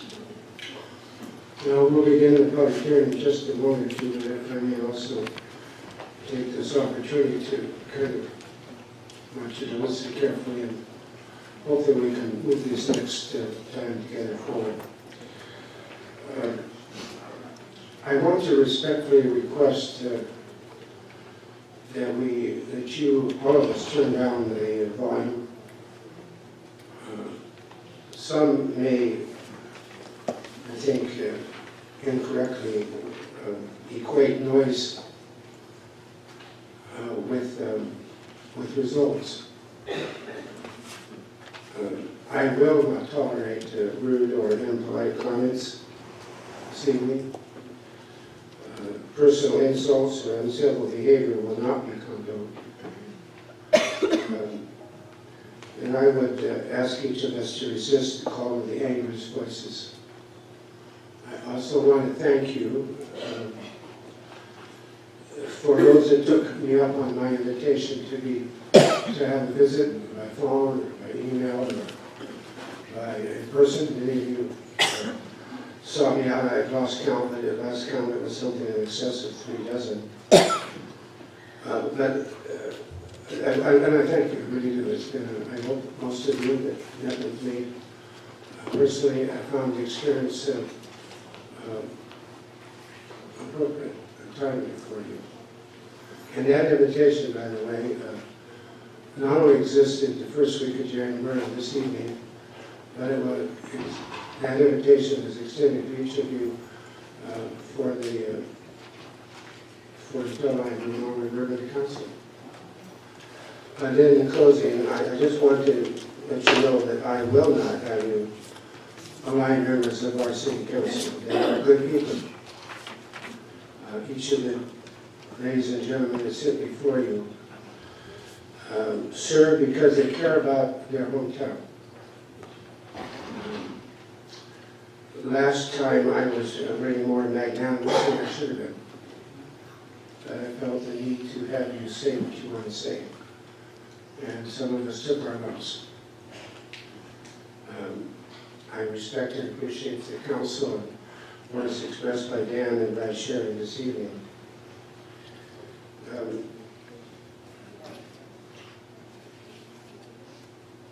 Bully behavior does not set well. Bully behavior does not set well with me. It ought not to be the spirit that we have here this evening. There's no reason in the world we cannot have a civil discussion. I encourage that. I hope that you will seek that as well. With that said, we'll begin the public hearing, and I have a sign-up sheet that has a number of names on it. Again, I'm going to presume that everybody that I call here, starting with Janet and Caleb, will want to speak.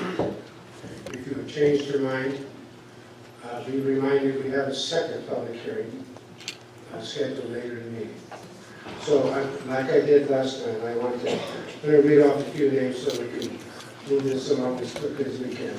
Each of you will be according 3 minutes. I'm going to stay very close to that, as close as we possibly can. We have a lot of names here. And we have other business before us on this evening's meeting, so I would, with all that said, let's begin with Janet Galen. Please state your name, your address. Janet? Janet Kalen, 2902 South Regent Street. With the City Council's December 15th vote to continue water fluoridation for the next 10 years, everyone loses. The infants lose because they're among our most sensitive individuals. Most parents don't know that you should not give babies fluoridated water or use it in their formula. The children lose because they will continue to receive uncontrolled amounts of neurotoxins, fluoride, lead, and arsenic, in their water, on top of the uncontrolled amounts of fluoride ingested from other sources. Dental fluorosis and other ill effects of these substances will continue to harm our children. The adults lose because they're deprived of the right of informed consent. Doctors and dentists cannot force medication on people, but here a city council is smugly doing so. The adults also lose financially when they have to pay for bottled water in addition to their city water. Adults also experience adverse health effects from fluoride. The city council loses because when they trash the democratic process, they lose all credibility with the people. Frustration grows, reputations sink.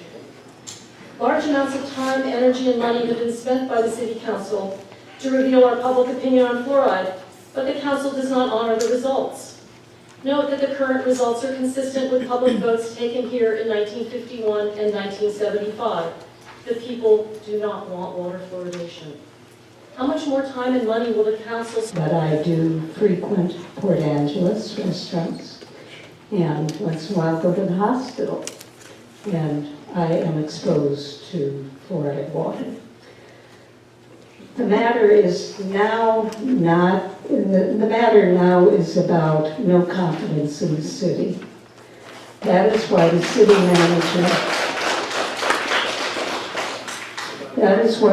manager McKean gathered department managers and wrote the letter he did. He and staff have felt the citizens' heat, anger, distrust, and frustration. The issue is singular. Support the citizen vote or don't. That is the choice the council has. Fluoride has left the station. That isn't even the issue anymore. That argument is passed. It is about respect for the city council. If you vote to stop fluoride and tax the citizens to pay for something else, and I know this is option 5, that goes beyond respecting the citizen vote. There was nothing in that vote that said the citizens would have you pay for something else. And another advisory vote, I think that's number 4, is ludicrous. People will laugh and not vote. They already don't trust the advisory vote, and you'd be wasting more city dollars to try and do this. If you council vote to regain public trust, vote against fluoride. Vote against options 1, 2, and 4. And support option 3. Option 5 is okay, but option 3 gets to the point of what the people voted for and what you asked them to vote for. And I'd like to suggest something else. If you vote against stopping fluoride, then an initiative process to unseat you and place the citizen in another category will stop. If you vote, and I think you already know, all of you, how you're going to vote, either to keep this going or not. And I would suggest, and I would like to see right now, and I don't know if I can do this, and if I can't, maybe somebody on the city council would take a straw vote right now to see how many are going to vote for either option 3 or 5.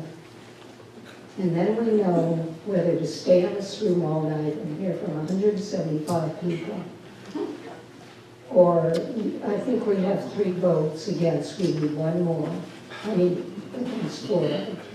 And if one of you or the rest of you are not going to vote against fluoride, and you're still going to stick with pro-fluoride 1, 2, and 4, we might as well go home now.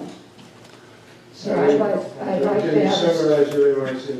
yes, I'd like to straw vote now. Raise of hands, it doesn't commit you to anything. Darlene, I'd like to see. Darlene, that's, it's a part of. And then, if you, Darlene, and then take a vote. I'd like to Otherwise, address- we're going to be here all night. Darlene, I'd like to address your concerns that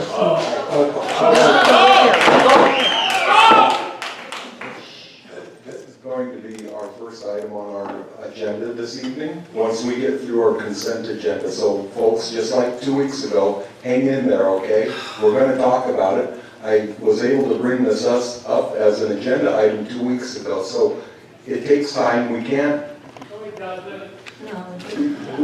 Just hang in there, folks. That's all I ask. Thank you. Thank you. I'm just trying to get us out here early. I was here till midnight.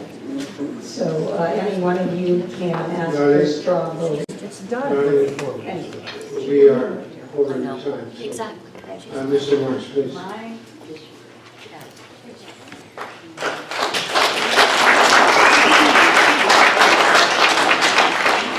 name is Bill Marsh. I live at 204 Columbus Avenue. My comments have to do with sort of the quality of the evidence that's been presented here and is presented in this argument. I think it is relevant to your assessing my ability to make this judgment that I was a college mathematics professor for 18 years. My specialty was not statistics, it was logic. But I am going to, I do think I can comment about some of the statistics and things that have been mentioned here. I think that the advisory vote was flawed in at least a couple of directions. One is it excluded renters, if I understand correctly. And it is my belief, although I have no proof of it, that the renters are more likely to give greater credence to traditional science and medicine than do alternative science and alternative medicine. Again, I don't know that, but I think it might be true. Secondly, the children, the people who most benefit from fluoridation as a public health process are children, and they were not included in the vote.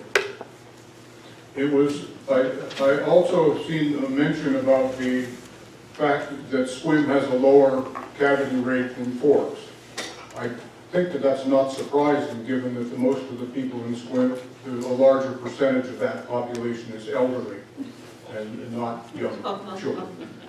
And finally, I have a very, very close friend, and we remain friends, although we're on opposite sides of this issue. And he asked me to look at lead and arsenic information. And I believe it was arsenic, but it might have been lead, that the most of that substance that's ingested is not ingested in drinking water. It comes from other aspects of our environment. Thank you.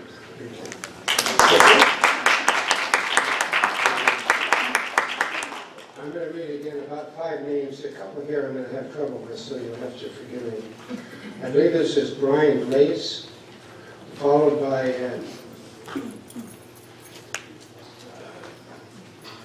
could be Ed Bowen from P.O. Box 111, Cloud Bay.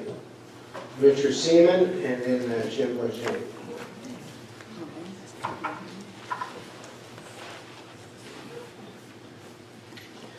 My name is Brian Blaze. My voting address is 171 Lemon Road, Port Angeles, Washington.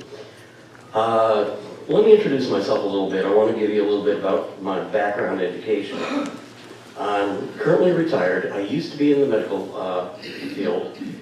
I was a 1978-79 Board of Trustees Scholarship recipient at Penn Valley Community College, Kansas City, Missouri, and I studied radiology technology. Later in my education, I taught for Skagit Valley College for about 3 years. I've also worked for the federal government, for the U.S. Department of Commerce.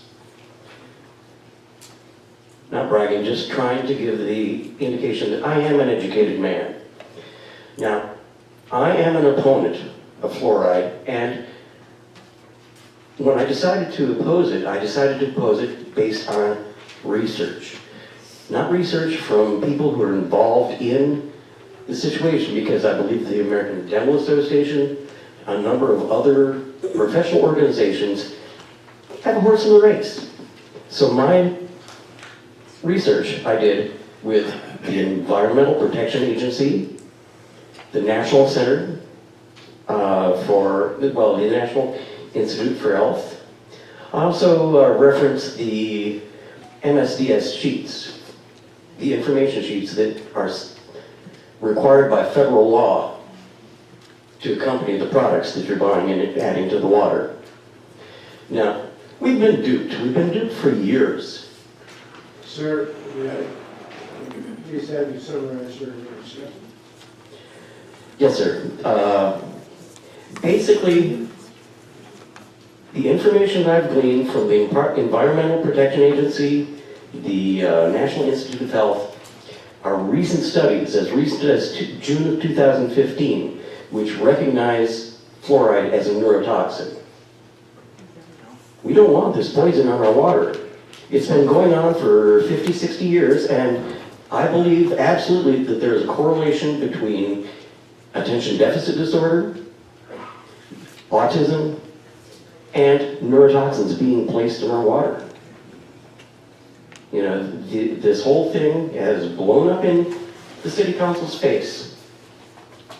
I don't believe that anyone here is on the right or wrong side. I believe that we need to find a way of working it out so everyone has their rights respected. At this point, I do not feel that the council is respecting the rights of the people who are opposed. Thank you.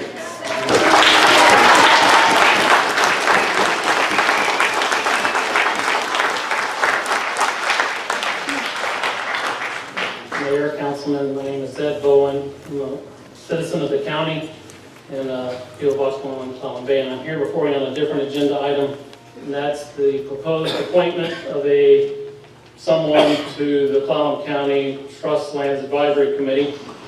I think you're taking that up today. I want to come here not so much of an advocate or a proponent or whatever, but this is a big interest item to me because I need a county that's sustainable, and I believe our trust lands are not sustaining this county anymore. Now, I don't know if the city is a party as a primary beneficiary to the fiduciary benefits of that trust, but at least the city is an indirect beneficiary to that trust. And so I do believe you have a role in what goes on with the trust lands. Now realize we're talking about county trust lands here and not DNR trust lands at large. This goes with kind of a theme with your main topic that's being addressed to you this evening, confidence in government. I don't have confidence in government in sustaining my county with a county trust land fiduciary responsibility that's being upheld by the state right now. I, as one, came before the Charter Commissioners, Clallam County Charter Commissioners, to change the charter to make our resources our counties and not under the management of the state. It was compromised.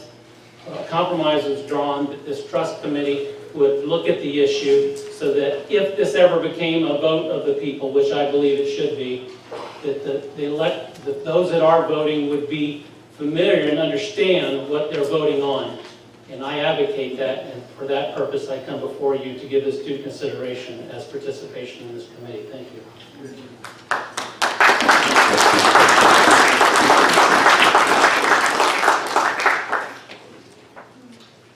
I'm Richard Seaman, and I live at 816 West 14th Street in Port Angeles.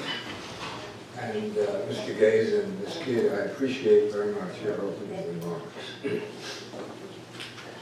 This huge controversy over fluoridation has come very close to the boiling over point, and City Council's vote to sign on for another 10 years has turned up the heat.